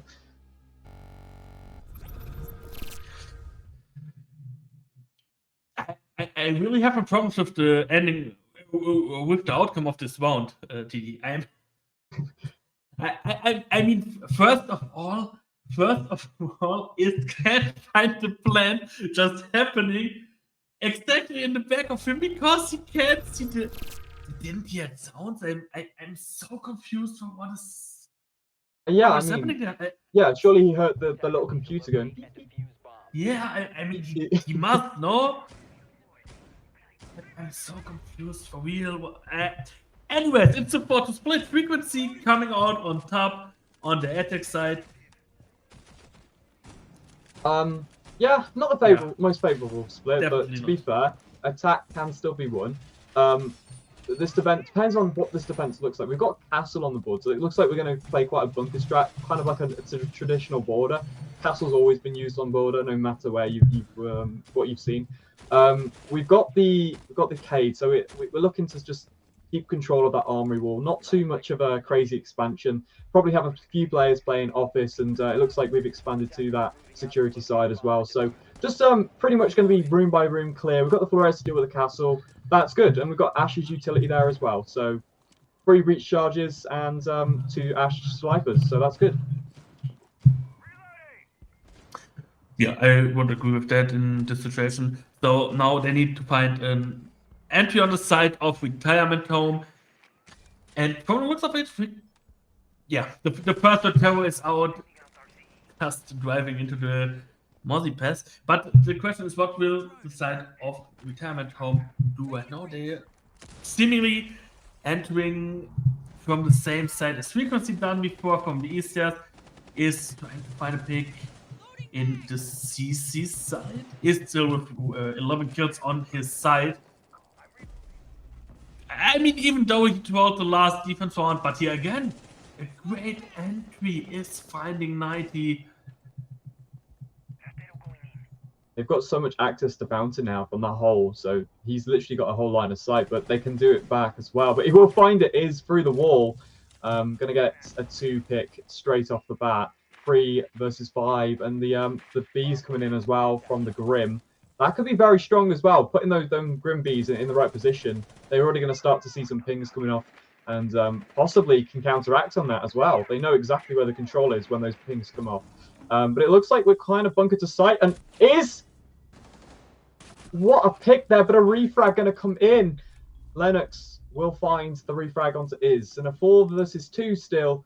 I mean, retirement home have so much they can play with. They've still got Lions. They've got 1 E, 1 D as well. 3 Grims to throw, and they've got a Thermite charge if they want to rotate off.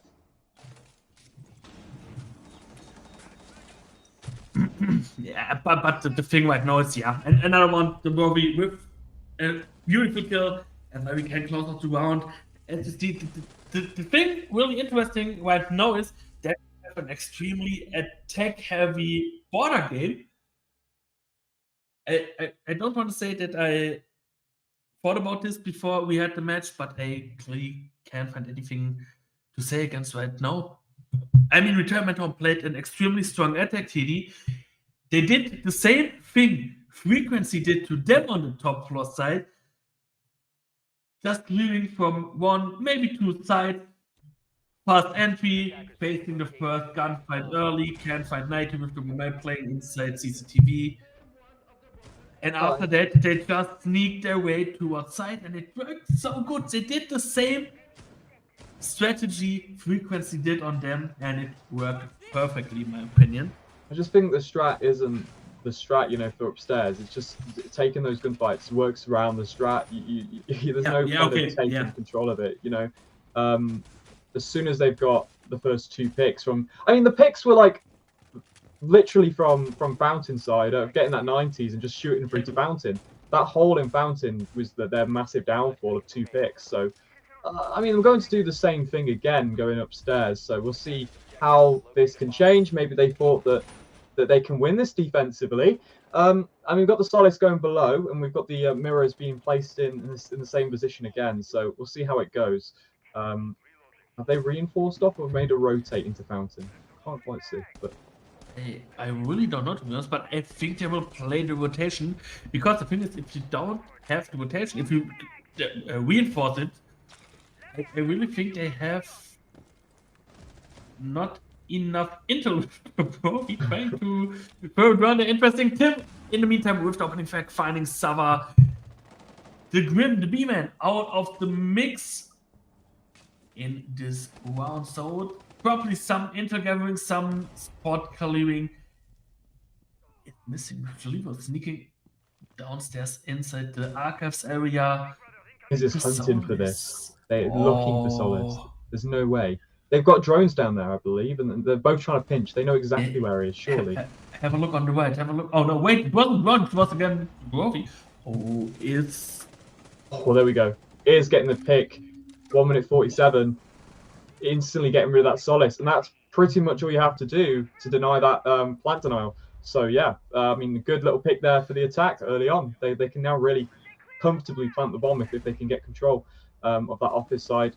If not, we'll see where they go for. But it looks like they are just trying to push that balcony.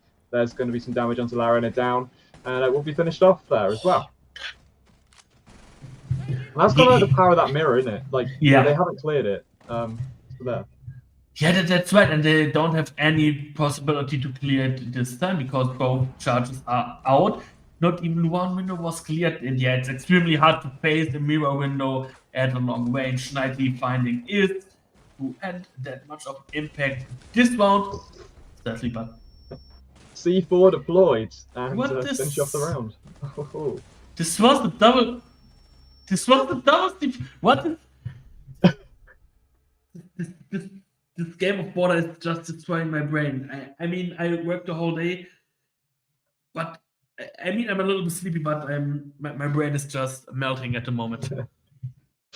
I'm enjoying it, actually. I think it's definitely quite insightful. The fact that no one plays border, so it's giving us a bit of a different taste of this kind of map. So I like it. But moving in now, we see exactly what we're going to set up with. As the attack looks to be going for a round up play. We'll see if they stick that, because they know that they're going straight down to vents. We've got the castle on the board again for event holds, so that's an interesting one to see the constant use of that castle. So that might be just the entire thing that for these guys, just to play that castle. Possibly going upstairs to just hold up the entirety of the hatch area as well to keep control of it. But yeah. I mean, Castle is a strong operator, at least for a map like Border, where you have an extremely heavy amount of doors, windows, and everything. I mean, just have a look on the break set. You can clear or cancel down 2 big doors. I mean, it's not the play you clearly wanted to play, but you have the possibility to have so many doors and angles where you can cancel off, just create new rotations. It's something what I think is extremely good to play a castle. As you can see right now, you have the double door towards office. You can reinforce just as you want. Left side, right side, the door himself, the big door towards office itself. You have so many options. You can see now they're actually trying to push that like computer side, archive side, and the mute jammer is really putting a stop on the ram push as well to play with that castle wall. And yeah, there we go. The EMP is going to have to come off, but he's got a shotgun ready. That's why Monty's so strong as well. You can just push Monty in that door, and that castle, that shotgun can't really swing off it. Going to find a pick there from Suffer onto Trio as it goes down for the castle. But there's another and another. Oh my god, a 2v4 from below. The buck will be picked there, and Wamai going to rotate off into Tellers. Wow. Already so many bodies gone. 3 bodies, in fact. Can we find the Wamai there as well from Passport? Probably not. Is just missing on that. Going to Ash charge the Passport soft wall and push into Customs as the Wamai will just sit in Tellers holding up Passport.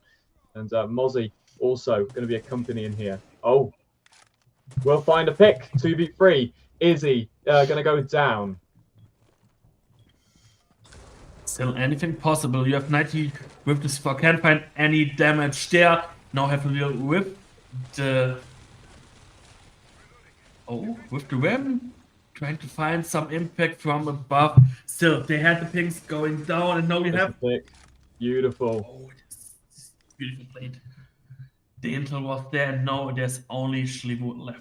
Schlivo definitely have the possibility, the aim brain, to clear this round out, but he still has to face the Montagne, and I'm not the biggest fan of facing Montagne since he got the mute.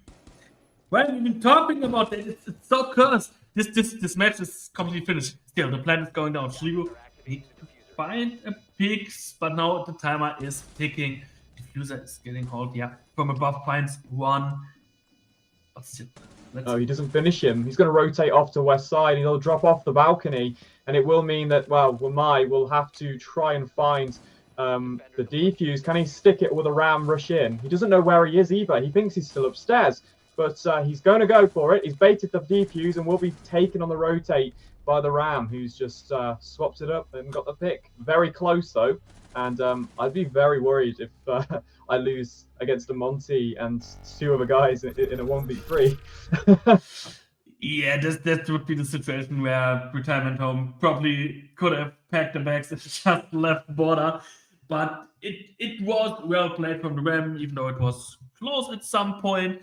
But there was no necessary reason for the Montaigne to play that aggressive, in my opinion. Why he just needs to shield up, right? Yeah, you just a shield, just bait Schlivo, just wait there. Yeah. Don't make it that close that he can finish you, and he just ends up in a 1v1 situation. Still Shut the door. Stand on the diffuser. Do something. Just the emotion like you used to do. They gave Monty and Blitz so much power now. even Fuse. Even Fuse, yeah. I mean, don't forget this guy. He still has the shield. Jeez. We're going to go downstairs. We're going to go to the Teller's side now.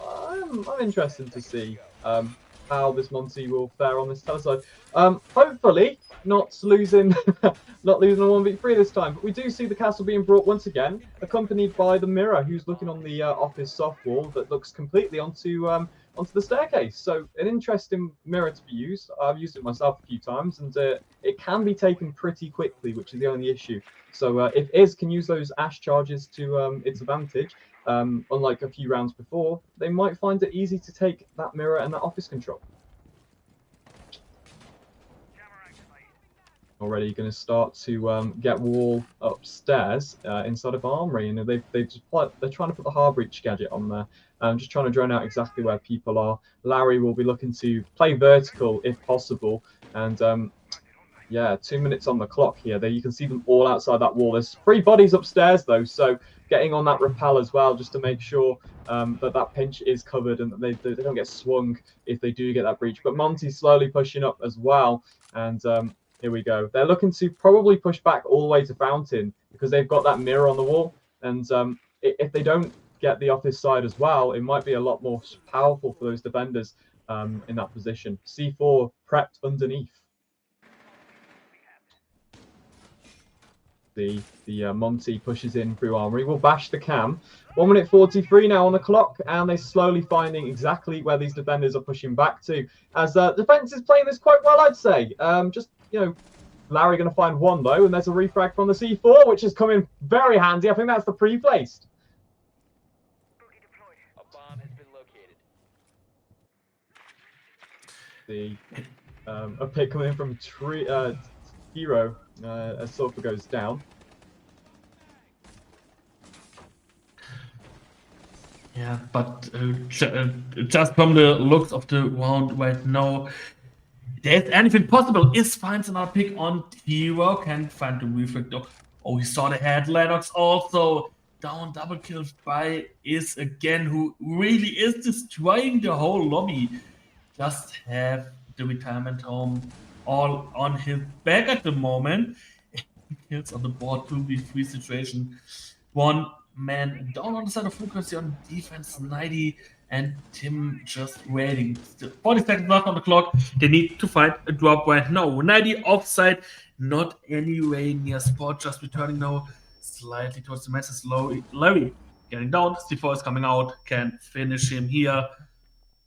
Brings the whole thing to 2-2. Know exactly where they will be, trying to drop down and possibly push for that plant. He's dropped them into the cubicle. Oh no, they don't know, but he just quickly swaps onto it. Can he get this refrag as well? Oh, is down. They got to get the plant, surely. He can't go for a revive here. Oh, he can, he definitely can. And he can hear 90, Oh, this is so good play. This is so good play.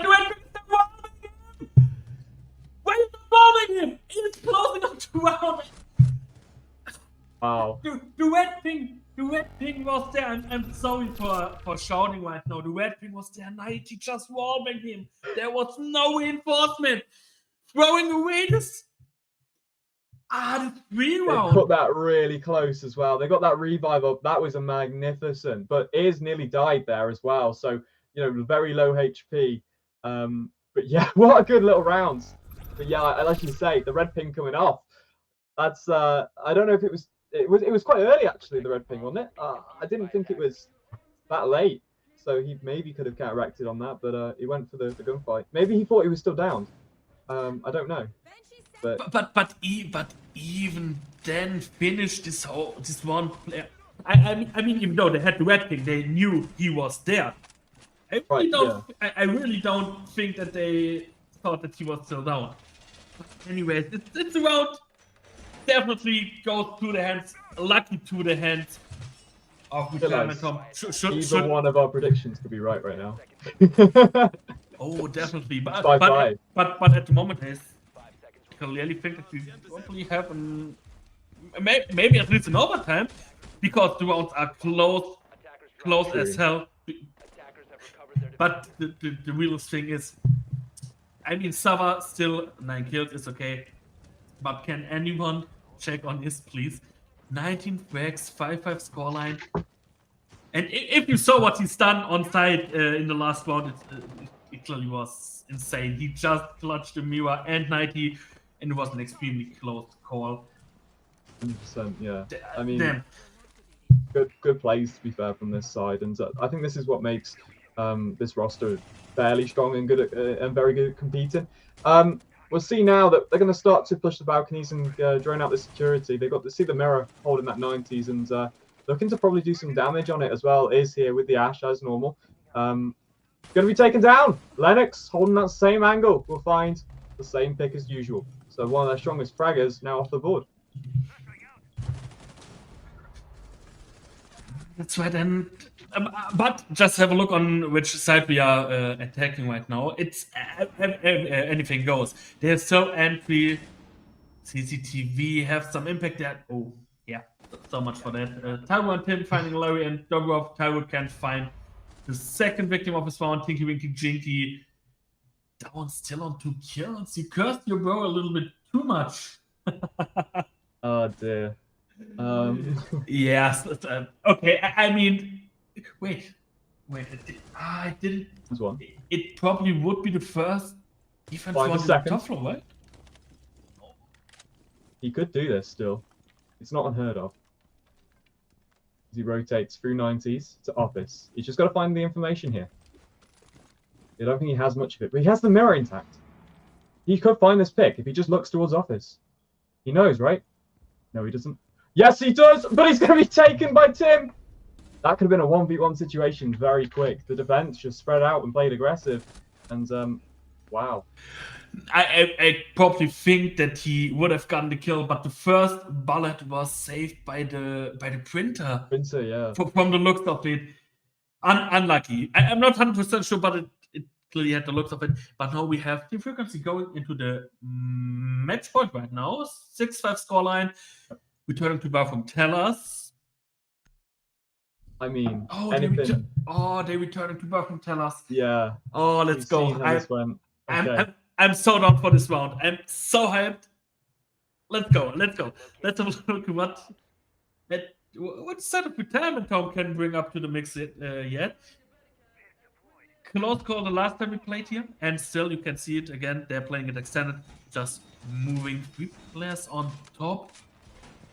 I really, really want to see this goes 6-6 and have an overtime. So I'm really rooting now for this retirement home side to get that round in. But yeah, I mean, Iz got picked first straight off that round, and it just fell apart. I think straight away, you know. Returning now to Tellers.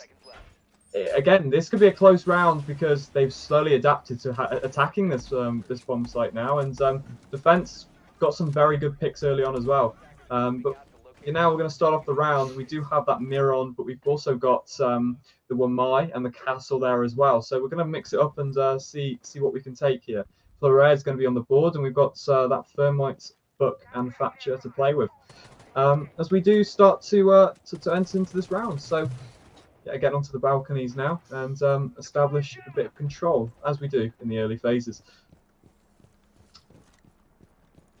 The Thermite going to start to open up Armory, getting that information in, and it will be the castle sat in behind Armory half wall, and they have droned him out as well, so possible to find a pick coming in as Ears slowly pushing in. Tinky Winky goes down to Tiro as now sat inside of the Armory box, looking to he has the option to drop the hatch, but yeah,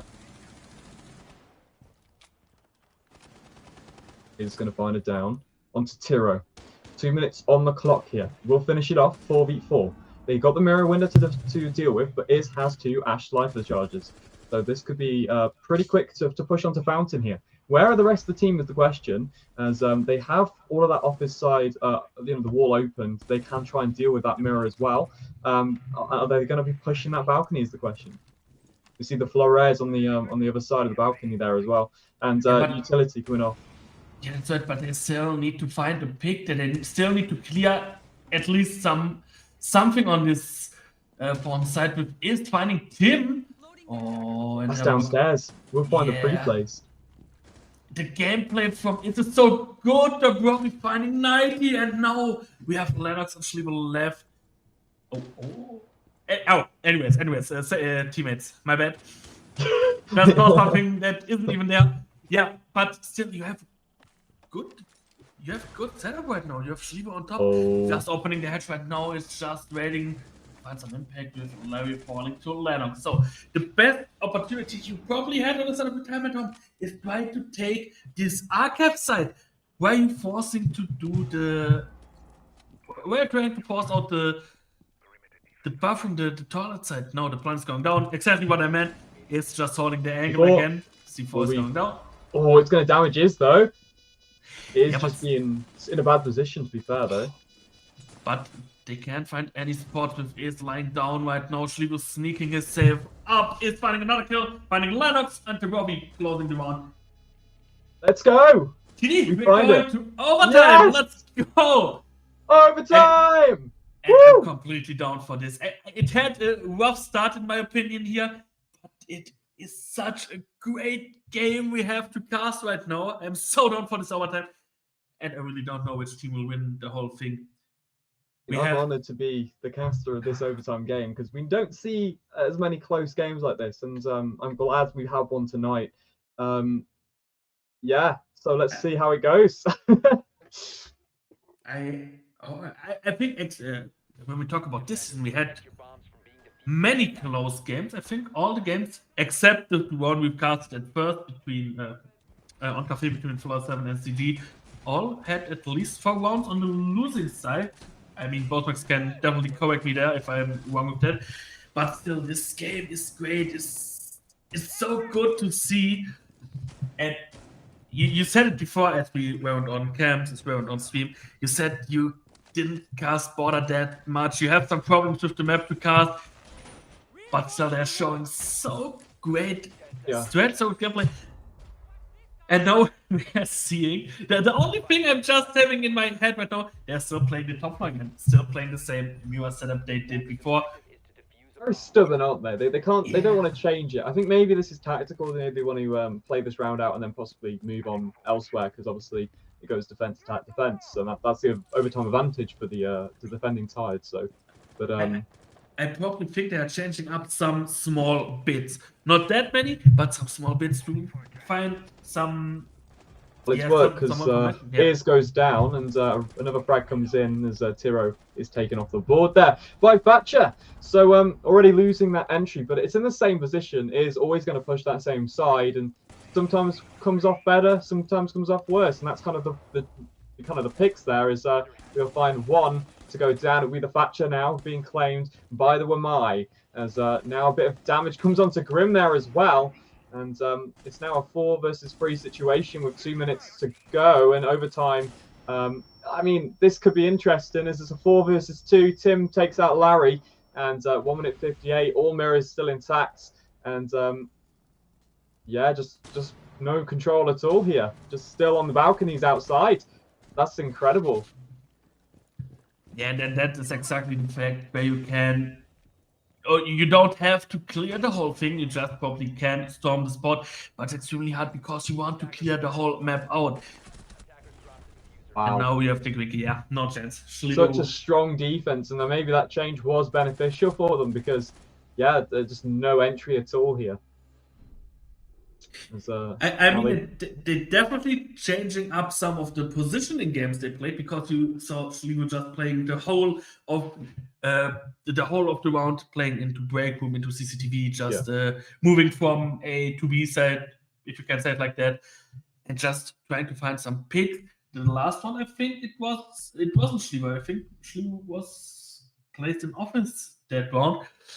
But anyways, the small changes are exactly what were helpful for frequency right now, and now they again have the map and match point situation, overtime match point here on border. I mean, the pressure's on now because if this defense round doesn't go well, they're going to lose out, right? Or they're going to go home without a win. So, but at the same time, the attack needs to get this round in to avoid a second chance, if you like to say, for that defense. And they've opted to go downstairs. That's probably stronger for them as they haven't really been very good at that upstairs site. But we'll see how it goes. We're bringing the Aruni in. We've got the Maestro cams as well there for that plant denial, and the Solace with Ears, which Solace, Ears is very strong on that Solace as well. So, and a Warden for any smoke denial as well. But yeah, I mean, jumping into this round is going to be opening up all of upstairs, going to be playing that. No mirror this time, so that's interesting to see. A bit of a change, very reliant on those Legion Goo mines for information as well to prevent anyone taking that control. So we're going to move into the round now as 2 minutes and 40 is on the clock here. Yeah, round just started, and I probably think that the change to the Legion, I mean, just relying on the information he brings to the game, is enough. I'm not completely sure. Did they even play the mirror in the last round? They defended the. No, I think they did change it off. I can't remember either. I'm not sure at 100%. But even if they do, it's a good idea. Changing up the gameplay, changing up the strategy a little bit, just leaving one big important operator out of the mix, bringing in another one. Even if they changed that up, it's a good idea. They need to win this round, and therefore they changed something. And the intel is working. They are clearly knowing that there is someone entering right now.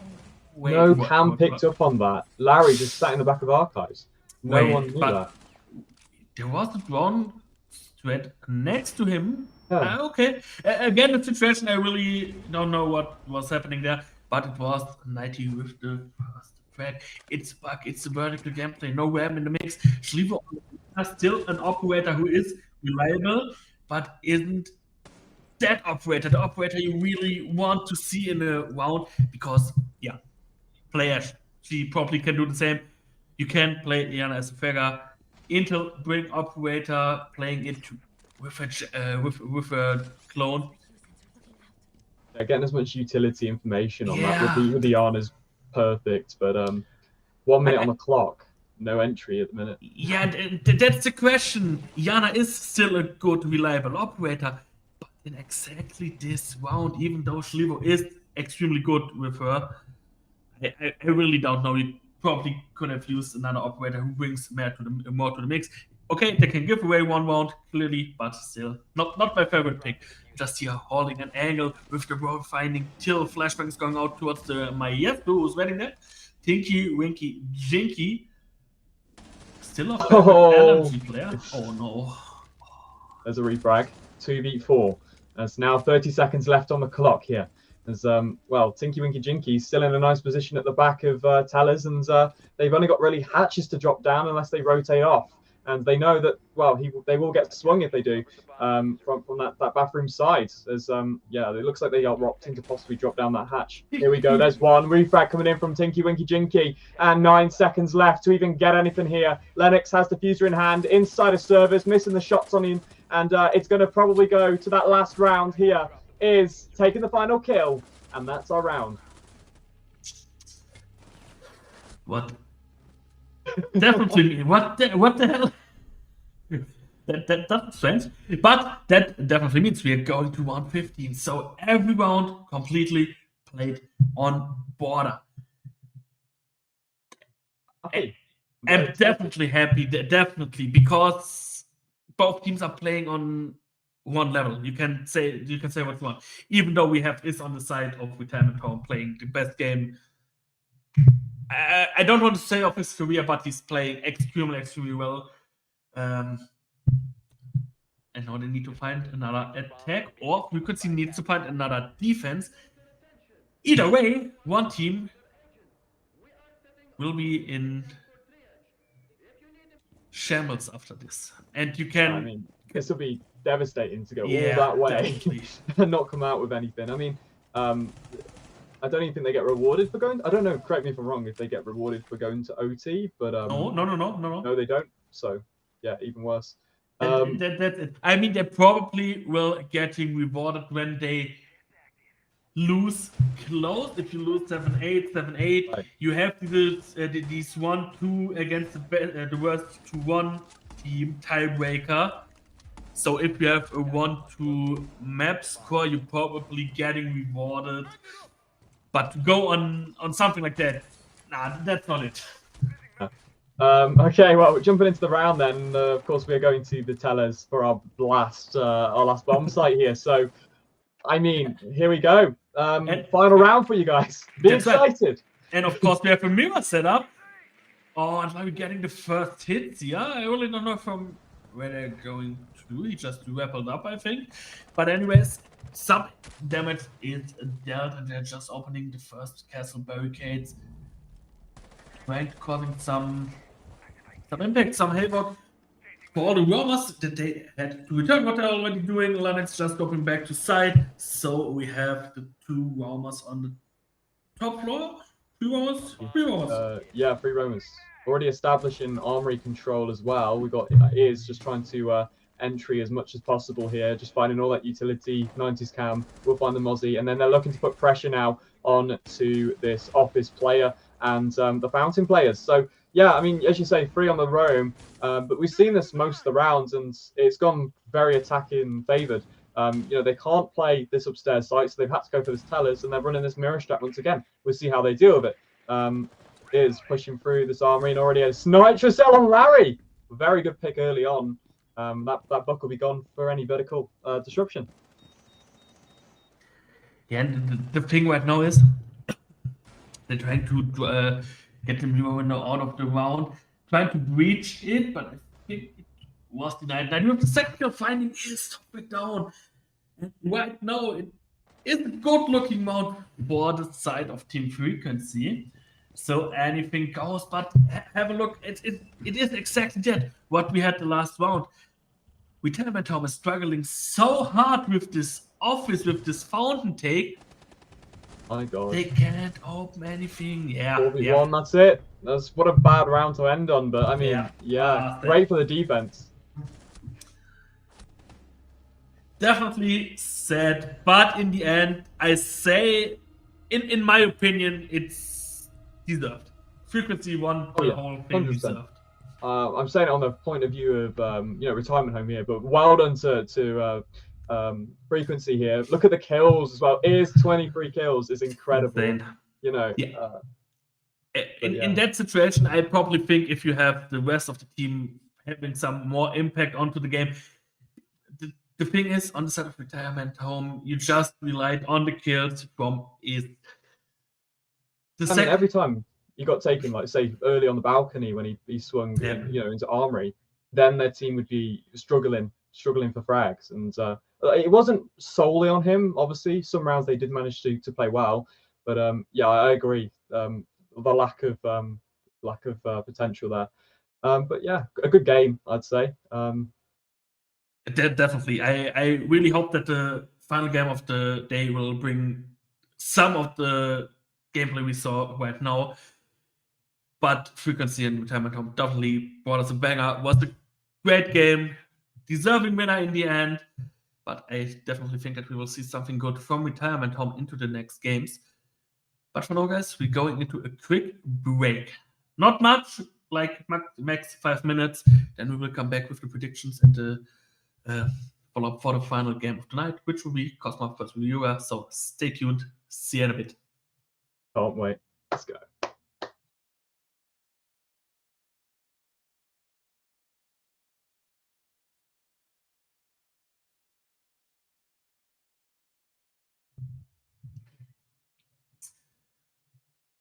You're back. Hello, Stucky. We are back. I Like my love the way awkward you. intros. I love Yeah. the way you start to talk. It's so awesome. Yeah, today we are back. Final game of the evening. After a great match on border last round, we will facing the final game of the night. We will have Cosma Gaming squaring off against Ryuga, MG Ryuga. I don't want to bully Moza again. Yeah. Wait, I mean, I will bully him anyway. I just hopped in for him today. He just pulled a Stucky move and just left on game day as a caster. Yeah. I Where's know our something about cast? that. Where's our cast? Wait a minute. Yeah. Come on, man. It's supposed to be Stucky me and you. has to drop out. Anyways. Yeah. So tonight then, let's talk about the game. That's right. Tonight. So Cosma. You know anything about Cosma? absolutely. Cosma Gaming is the team who played the last season as well, but they played under a nearly completely different roster. They disbanded and rebuilt the whole team after like 1 or 2 weeks with Ono. With Ono only Provo left to build on the grounds, just a fusion from the team of Zach Gaming and Cosma. They joined forces, returned to the org of Cosma. So yeah, some of the players on the side of Cosma you know from already knew from last season. Cosma Gaming even was in the top 8 last season, but then getting a little bit destroyed by MDF in the first round of the finals. And on the other hand, we have Ryuga. Ryuga is the ex-Kanji roster, also a name you probably heard about sometimes. Won the R6 Major League flawless, only dropping only one map, but didn't even lost a game. So, but also they won it, then disbanded after like 3, 4, 5, 6 weeks. They started to found new and more passion for the game. Just returned probably with the complete roster they had before. Just changed the 5th man a little bit, but I don't think they left off from what they done before. I would say. Sorry. I hope you can. You got something there. Yeah, my music box just fell off my desk. Anyway, let's have a look on the map entity, and I would leave that to you. Let's talk about map bans then. First of all, Nighthaven is just instantly banned with Skyscraper as our first 2. And then we're going to see Clubhouse Chalet go off the board. So I'm happy with the Chalet. I want to see something different though. I want to see maybe a Clubhouse or a bank as well. But it will be a Border Consulate ban next, and then a Cafe Oregon ban, leaving us to Cafe Dostoevsky for the second time tonight. But yeah, I mean, Cafe again, but 2 different sides. So I'm hoping for something a little bit better. Yeah, I mean, the first match we had on Cafe was clearly based to the side of Florida 7. It was a 7-2 victory there. So I hope we have a more close matchup this time. And with the close matchup, I would say let's have a look on the predictions for today. Yes. predictions. I can't wait. I Predictions, don't actually know what I'm going to say for this. So, Oh, and I Um, see something already. We have a Oh my God. 50-50 social vote. there's That's no way. interesting. That's fucking interesting to see. So the sides are clearly set straight. Both teams, or the community isn't even sure which team they want to support more. So let's have a quick look on the production team prediction. Already you can see a lot of a lot of the MG side, and is Muzzle's one of them. Muzzle's one of them, of course, supporting his Yeah. team. That's true. Muzza be like, yeah, wait, I know this guy. But yeah, very much in favour on the production team with the MG side. So I can't really make a statement for today's game. I'm just going to put something random out there. I want to say it's going to be a close game again. So I'm going to go with a 7-5 to Ryuga. Okay, yeah, okay. I mean, I probably knew both of the teams. Probably knew every player who's playing in the game. Playing some Remo with them from time to time. So I probably know that someone will hate on me for my prediction right now. But just from the gameplay, from the whole team side, Ryuga will win the thing 7-4. 7-4. They are my favorites in this game, not because I think that Cosma is a bad team, definitely not. But just from the gameplay I saw the last game, I probably think that Ryuga is the better team. And a thing that's interesting for you guys on the screens, on the side of Cosma, you see Nero, who was a player for Ryuga till probably start of the week. Just switched teams then, because he wasn't so happy at the Ryuga side, happened. So probably he's bringing some informations with him from the gameplay Ryuga brought to the table. Ex-member, will be interesting. And you know what happens when you face your old team? You just want to show, that's what you're missing. That's what you're missing. I'm away, and now you have to deal against me. I'm happy to see what Nero can bring to the table today. If he can mix up his old team, but the whole thing of that, I think we'll see in the end. And the flip side of that is, if he does drop a donut, he will be getting messaged. So definitely. I mean, I hope. I'm not 100% sure, but I hope there's no beef between the teams, between the exploited team. But still, yeah, it's a little bit. They played as a team, absolutely down.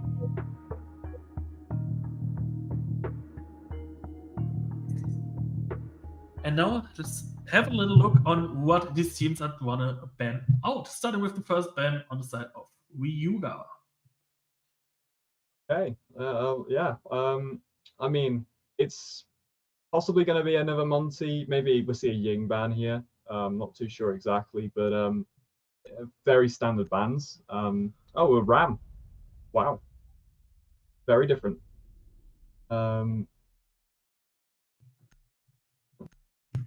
Yeah. I've crashed on something. Oh, no, I'm good. Okay, and a buck. So both vertical operators going. Oh, okay. Wow. That's strong. Yeah. Oh, interesting ban we're seeing right now. Definitely not basic. I'm completely down for it. Ram, Bug, and Castle out. Probably all operators you see at least once on a Cafe gameplay. You saw all of them in the first game we had. And a mirror. Wow, to finalize that mirror, so there won't be any mirror holds, which I think's good. Changes the game completely. Stops us from seeing this constant mirror being on the board. We've seen it on Border, seen it on first map of Cafe. Mirror, mirror, mirror. Get it gone. It's gone. That's good. So starting off, we're going to Fireplace, so middle floor. We're going to probably see quite a heavy Azami Malusi roster throughout this, because they are very good at these very long hallways, these very long line of sight angles, and just kind of denying any repels upstairs. Azami, that'll be your job. Wait. I really missed the sight. Do they really play mining fireplace? Wait, what? What is the first one of coffee? And we're seeing interesting bands and seeing a site I probably saw the last time Bomb 3 seasons located by ago. attackers. 10 seconds to go. 5 seconds left before insertion. Yeah, definitely. Attackers are moving to defuse a bomb.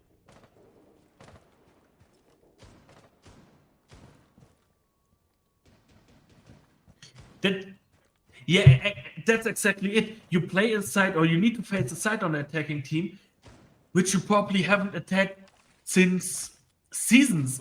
That's the question. What will Cosma have in their package to face this defense?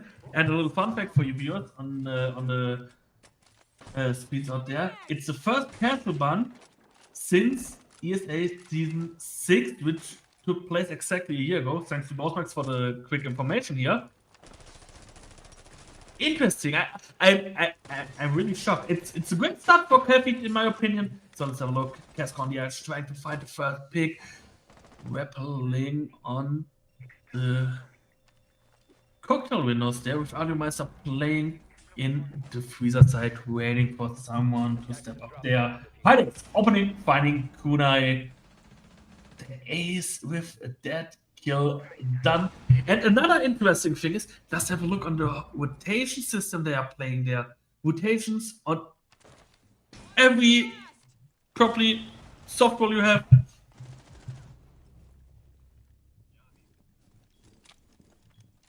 Attackers recovered the diffuser.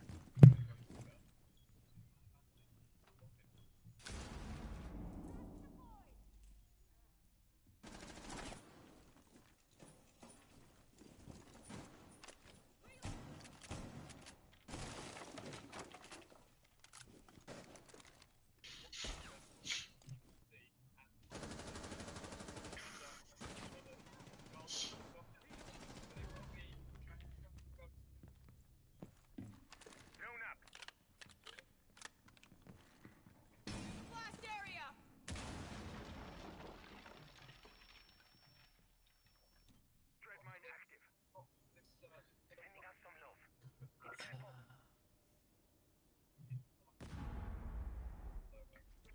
Track sting is active. My track sting more than a box jellyfish. Yeah, but you still clearly can see that Set of Cosmo has so much problems with figuring out how to attack the side because it's such extended. You're playing the whole second floor. You're playing it completely with the vertical angles here, and it's well played. Facing with the flank, finding the final 2 kills, having the first round with that for the team of MG Ryuga. Starting great.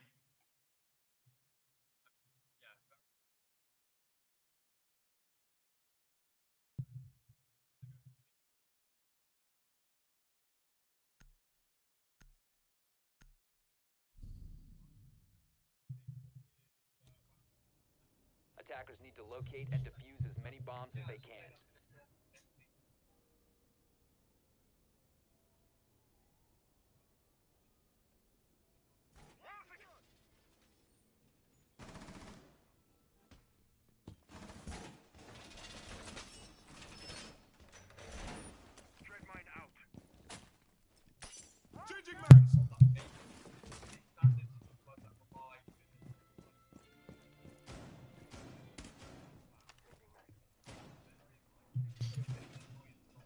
Seconds remaining.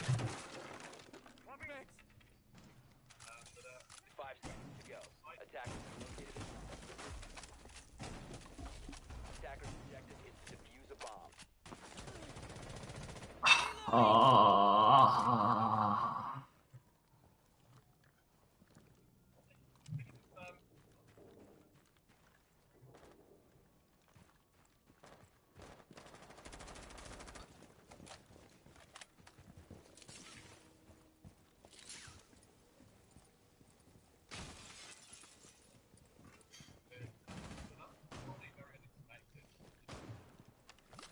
Specule active.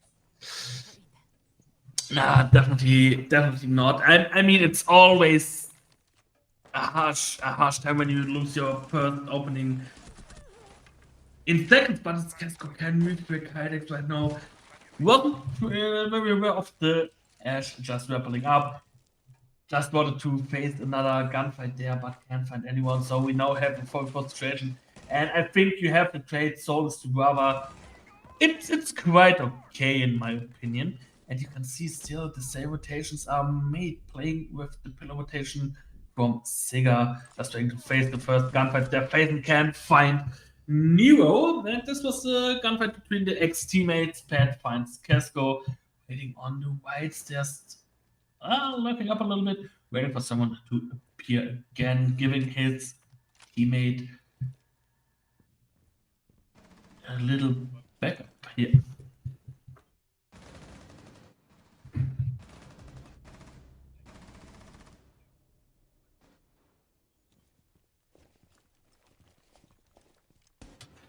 Oh,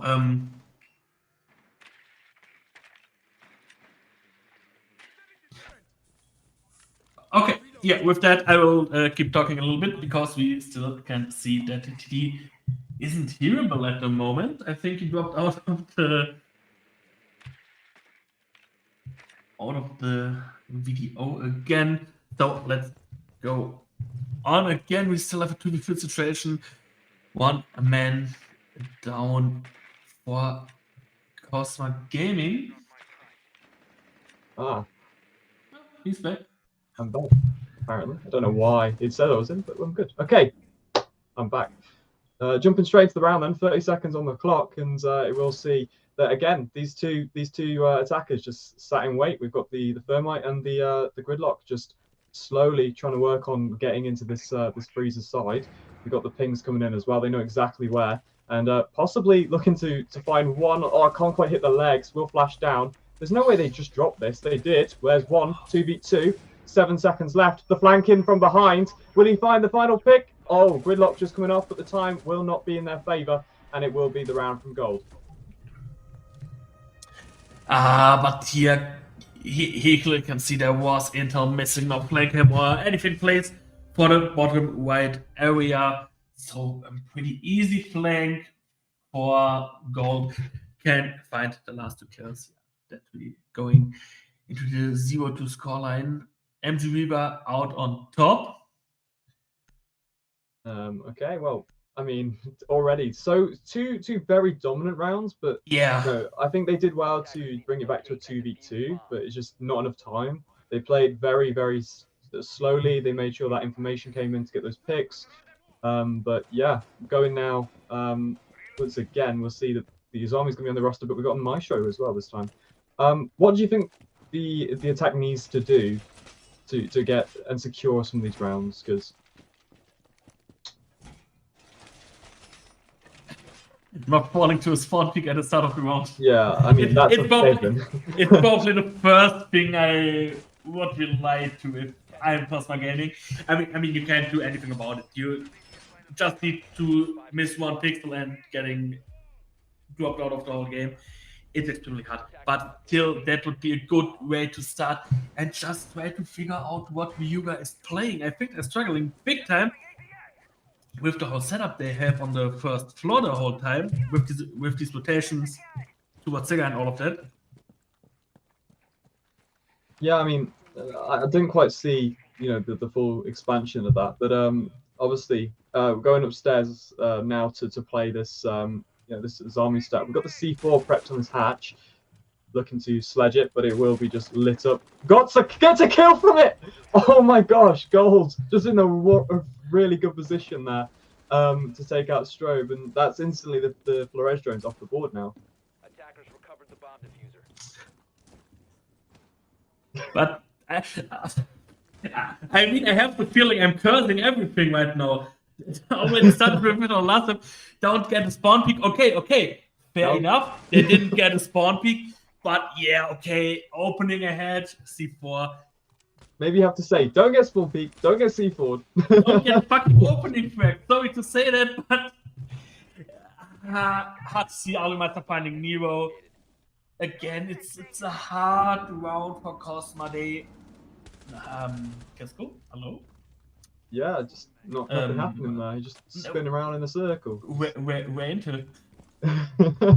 um, That's something I am having to stop. Where I have to struggle a little bit with the gameplay from Cosma Gaming. That's what I meant at the start. They are probably a pretty new team, and that's what I said. I knew everyone of the 10 players in the lobby playing, and that's what I meant. Why I think that Viewer is the better team. The side of Cosma has potential, but still need to find some. Yeah, find some team play, find some more passion, because I mean, we have seen it. It's just not, echoed across the whole roster, because you can see there's some of the roster that is working well, in those situations to bring back the round and finding gaps in that defense. But then overall, we have just seen that most of the roster is struggling. Look at the positioning, the flawless round that we've just seen, just the position of the defense. It's just so much better. There's probably not enough information coming on each of those. They're not really bringing the most desirable lineups to deal with this either, I'd say. And losing first pick to a C4 or a spawn kill is not going to be very beneficial, like you say. So. I'm just reading the chat at the moment. I really don't get what they mean with the ESA thing they are talking about there. I see. I haven't actually looked, but I really don't get it. I'm way too tired for that. I'm sorry, guys. Let's go, Ryuga. Mother. The thing on your guys, I'm a big fan of what they are playing, what strats we are seeing, because I think just asking you right now, we have 3-1 scene, and the spots in general, the strats we are seeing. What do you think about what you guys bringing to the table there? I think it's very strong. I think it's the correct thing to do. I mean, he's answered your prayer. He's got the first pick this time. Yeah, finally! Oh, the super for Half going out HP. again. Yeah, I mean it quietly worked. And I think they're changing up right now is that they're bringing a sledge in the mix. Some operator they probably could have used more. The first they just started to clear the whole thing with a not with a bug. I'm dumb. With other operators with breaching charges with an ash and everything like that. Now the sledge as a soft breach is an operator of good variability. And I mean, till now it works. You are trying to find someone still on 0-3. I mean, he's waiting. He's still lurking to find the first kill for himself in this match. Yeah, I mean, already looking to see that most of the defenders have pushed off that now. That Flores, you can see it took all of those armies off the board, and now they've got control of Cocktail. They can start to do some stuff here, but the defenders are still downstairs, and they're probably going to look to play that vertical back and put a bit of pressure on. They've got all the C4s have been burnt, though. That's the only issue there. So, I mean, looking now, we going to possibly open up that hatch. We can see the B site is mining, so yeah, it'll be Legion playing in the pillar side with the feet holes. I really love the setup, the setup on the whole second floor. I just can't talk about it again because you really do not often see this site. And you clearly can see that Ryuga have something planned, that they are exactly knowing what they want to build up there, what they want to play there. But this time you have really the first time where you can see that Cosma have some plans. Clearly have a plan how they want to attack. They have intel, the pings are coming out, but still they need to find more to get involved. And that's the biggest problem right now, as you can see. Question is, does Ash have information on this? Not, I mean, they look like they do. Can they find it? I really don't know. I mean, yes! Yeah, fun. Perfect. Great work there. 17 seconds left, though. There's still someone playing red stairs. Pressure coming in from the windows. The flashbang will miss. And a 4v3. In comes a 3v3. The defense might be able to deny this, but it will be the Valk that goes down. Plant being stuck 2v2 gunfight. Well, that plant is down, but it will be another one as Legion in a 1v3. Plant now down. 40 seconds left. Finds one from far, and now a 2 versus 1. Will try to make a bit of a rotate through this mining, but can't make the rotate.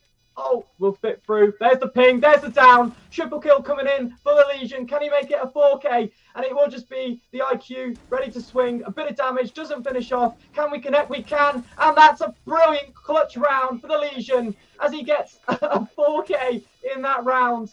Oh my God. Will defuse the bomb. And that is that.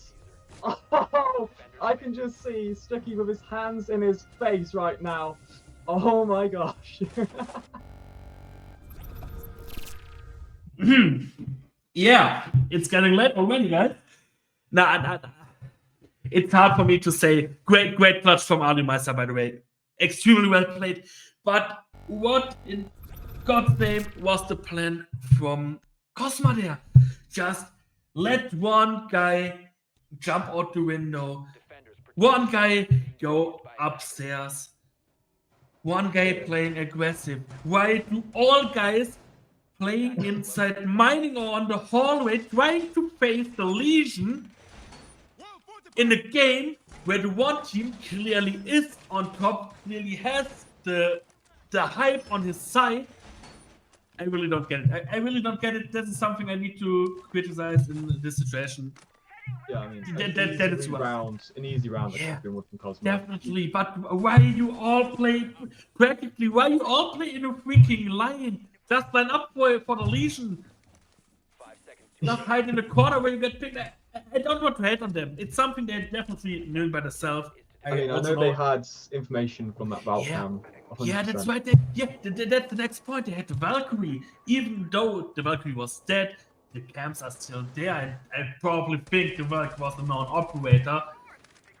I know Synovia, you as the coach, are in the chat right now. Write something like that down. You can't give away a round like that. And even though you're facing a team like Ryuga, who is known for gameplay like this from the Kanji times lately.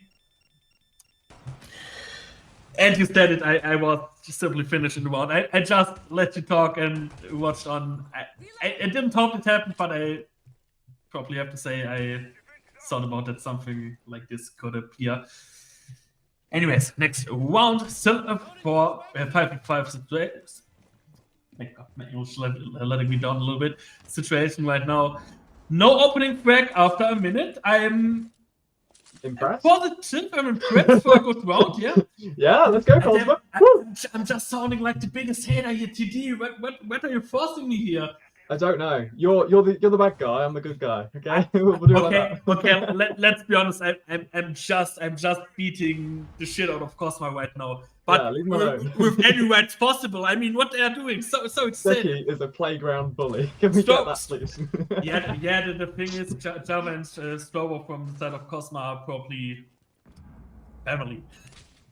True. I can do that. No, but they're definitely doing it themselves. They are throwing away rounds here. No opening factor, no, it's completely fine. The whole setup from Cosmo Gaming is interesting to see. But keep an eye on what Ryuga is playing. You didn't even have one hard roam. They are just angling around the spot in the bottom floor, swarming out a little bit. No hard roam. And the hard room was the gameplay they had the last few rounds, now changing the whole thing up a little bit. And that's exactly a new situation for Cosmo to deal with. They need to find another entry. Oh. There comes the frost mat. But Cosmo get a double pick anyway, so it's fine. One goes down in sight. It will be the frost though to get Nero off the board. And yeah, here we go. One down again, and there's one sat behind the bar. It will be the Frost, sat in Kochak. Kind of in a bad situation here, but it will be okay because it will be Jaeger to find Keshko. There's another pick onto the red stairs. That whole wall opened up, a 2 versus 3 now. And Kanji will be in a situation here where he's got no time. They've got no time. They've got to find picks. It's not going to happen. And here we go. 1v3.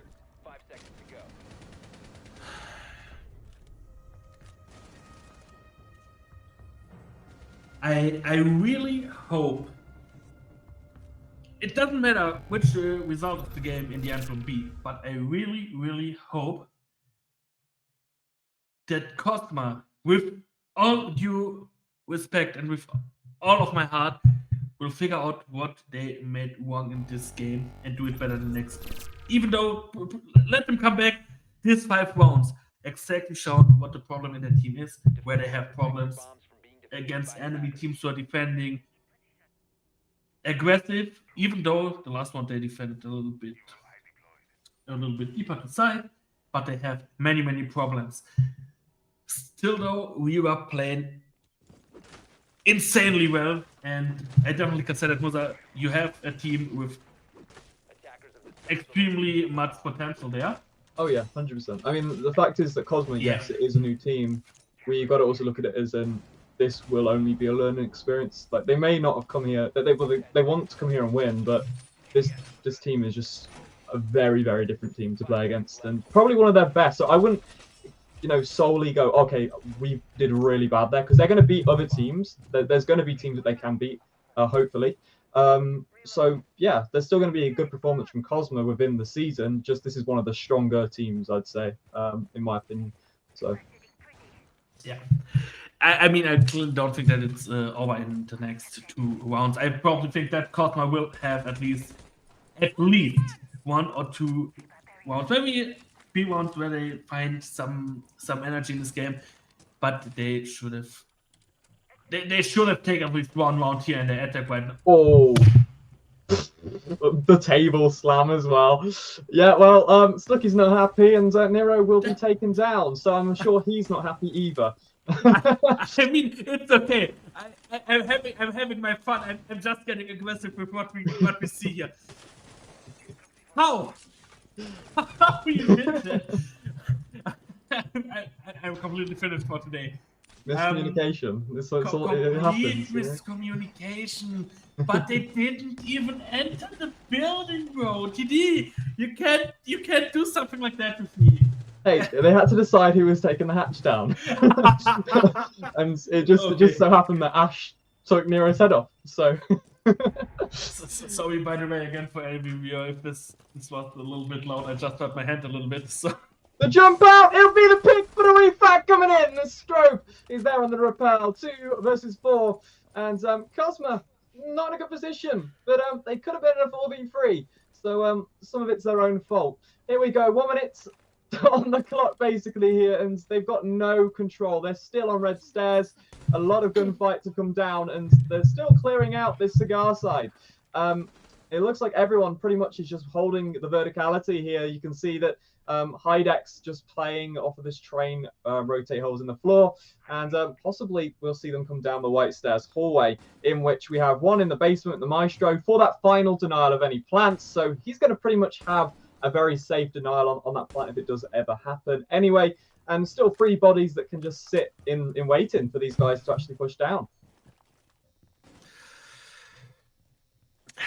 And I mean, you can clearly see that there's so much intermixing with Hydex finding Strobo, another kill in the top floor. Hydex wasn't even known, but the yellow pings towards the attackers still coming out. I mean, Oh, he's gonna swing in. There he goes.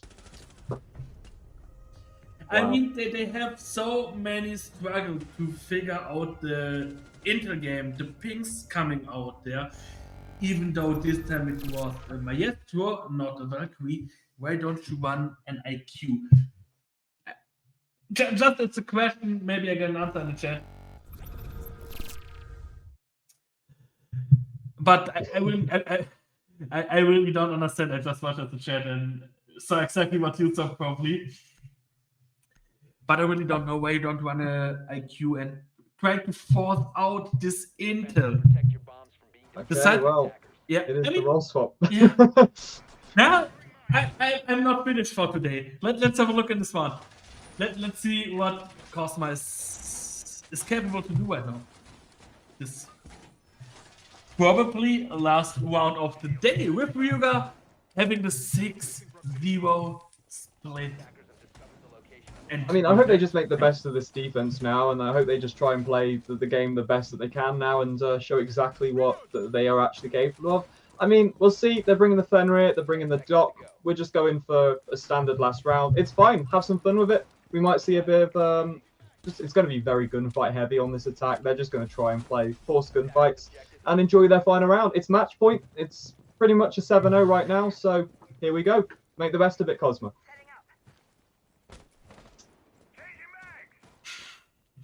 We will jump straight in. I am sorry, I'm reading the chat a little bit at the moment. It's got a little bit funny. Yeah, I'm definitely, like I said, I'm definitely not happy for the game in general. But Cosmo. Yeah. Already Caillou Cool. going to find out the first pick. Idex goes down. Free frag coming in though for a frag coming in from gold to Kesko, as it will be the Nook down in Fireplace, using that ability to cloak the cameras and just to sneak around a little bit here. We'll start to see the defense just playing the cigar shop really. The Doc is a very interesting play to play. You know, we've just got those stims that come in. It mainly utilizing for this fragging potential with the MP5. So yeah, we'll see. As 1 minute 50 comes on the clock, we're still finding information, and I like this from the attack, just trying to slowly and methodically find that information that they need. One down in pillars though. We'll find the default cam, and a nade going to be thrown all the way to that balcony. Won't do any damage, but it won't even hit the balcony. It'll just fall down. But yeah, just holding this pixel spot now in case he does swing. So he's got control of that angle. Wait, Nero saw him there. Now he's facing him. Oh, no finds anyone here. So he's still going with the 4v4 thing right now. Still extremely close. Kunai can heal himself up and set him peasant punch throw. In the meantime, closing the whole thing a little bit more down for the side of Ryuga. You can see those Fenrir is going to be a little bit annoying there as he will back away, not destroying it either. So the second time he goes in there. I really don't think he saw it because the ping was on the top square there. I really don't know he... Oh, okay, anyway. He knew it where it is. He just got it right now. But still, it's close. Gold dropping out. Oh, 2v2. Wait, 2v2. Oh. One sat behind bar. Now both attention looking towards a possible pick. Just about missing out on it. As one through cigar. It's the Ash that runs in, takes him down from the bar. Diffuser dropped, and there's the pick. Cosmo get around. It's incredible. Oh my God. Here we go. The defense taking it to a 2 versus 2, and then just cleaning up the attack, not really knowing exactly where. We'll just clean up from that cigar entry on the Ash and finishes up on the book, looking through the bathroom soft wall. I mean, great stuff from Cosmo. Definitely. I mean, as you clearly can see, they can compete with Ryuga. They're definitely not worse than them, but they clearly throw away most of the match in their attack because their attack definitely wasn't good coordinated. Right now, I think it comes down to the information that the defense could gather. You know, Ryuga's defense information gathering was probably better, and as an attacker, not utilizing those drones as much as Ryuga tried to. That's right. Yeah. I mean, clearly we have, I just said it again before, we have a defense-sided meta, the biggest meta game we have since seasons, maybe ever, but still you clearly have to get at least one round. The thing is, there wasn't even one round, but the 1v3 Portland situation, where it really was close, and even there Cosmo fought picks, but no, they have the first round, and it's something who can bring back some energy to your own game, but you still have to keep in mind you can't give away one round, and can't give away one round only. You need to win everything to come back in this, and I'm not pretty sure if they can do it. And you see it here perfectly, Pat on the IQ, just scanning out the intel, probably watching for camps, for proximities, as he did for the Malusi gate. They are just waiting to find some impact. And now deciding where they go. With Aldermaster finding the opening for a Kesko out. Cosmo going to find 2.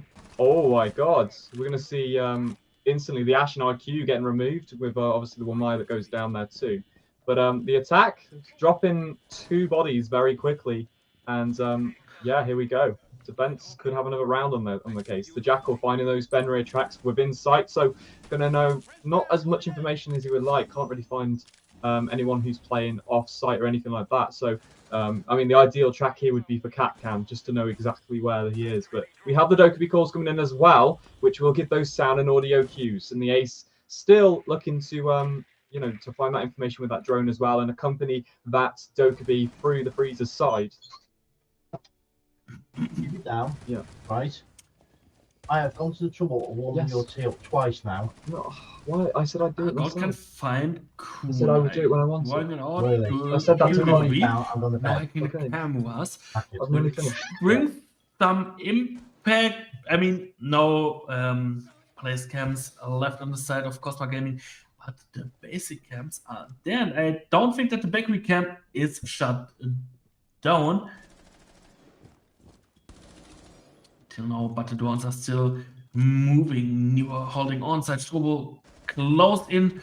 Small bakery. Alumeister with the double kill, bringing his team in a good position, in a good advantage. Heidex in the meantime, Small Bakery inside. Holding on, just ready. Java Oh, to flag, but he's playing not. He's aggressive. known. Yeah, I don't know. I don't know why.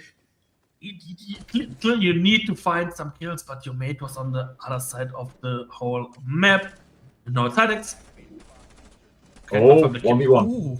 Nero going to get a great pick here, and this is exactly what he wants. Nero, obviously, you said former teammate, so this could be something. Oh, I smell something there. Oh, he's going to be caught out, but Yeah, just anyways. unlucky. Sadly. Oh, here we go. Yeah. 7-4. Sorry, 7-4, 7-1. That was your prediction. The predictions weren't very close. Yo. Anyways.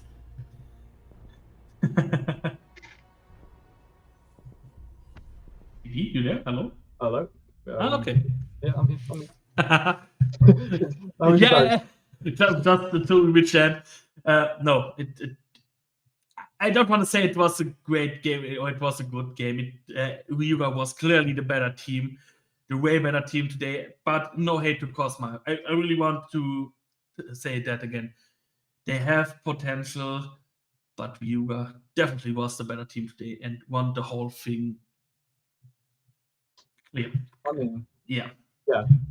clearly we can see from the scoreline they were dominant on both attack and defense. Yeah, they did drop one defensive round, which was easily learn on, and they definitely changed the way they play. I thought Cosma had a good ability to get it to a 1v1, but yeah, it's fine. I mean, the highlight of today's 3 games, I'd say, is obviously Border. I think that was probably the best game to see, even though it did end on a bit of a poor rounds. That overtime match point round, it was quite dominant. But yeah, I mean, I enjoyed watching that Border game the most. But yeah, this game here as well, a massive learning curve for Cosma. So yeah. Yeah, that's right. And I really don't think we have more to say about this game. Everything you just need to know or need to think about yourself, you just saw in the last 8 rounds we just saw together. And with that, we have the end of the evening. And with that, we only have 3 games left. Who will happen tomorrow. And the games tomorrow will be Eagle Empire against. Oh, I really want to say it right, but I definitely want to tell it right. Les Boulistes. I hope it's right. It's probably wrong, but better you than me, mate. Honestly. Right, let's go. Crown Zero against Ghost Army and LDL against Team Black. And Team Black is a team where you guys definitely should have an eye on, because it's probably something like retirement home. Some names you definitely knowing about, but I'm happy to see them again. Yeah, that's the games for tomorrow, where we find out which teams will face the 1-0 and the 0-1 scorelines for the next week. Wow. Yeah. Well, thank you, Stucky, for And I should say it because both Max used to say it. Past and Puma will follow the whole games tomorrow. with Bosmax as a server, I think. And with that, by the way, a big thanks to Proxima, who observed the 3 games for us today with his first observe. Did a solid job. I think he will come back. He will locked in go next basement. And as well, a big thanks to Void, who produced the whole thing today. Again, first time this season, I think. First of many times, probably. And yeah, with that, we're done. Didi, the last words, up to you. I mean, what a great session we've had today. Thank you, Stucky. Thank you, production team. And thank you for watching. And I guess we'll see you next time, hopefully. Goodbye. Bye-bye.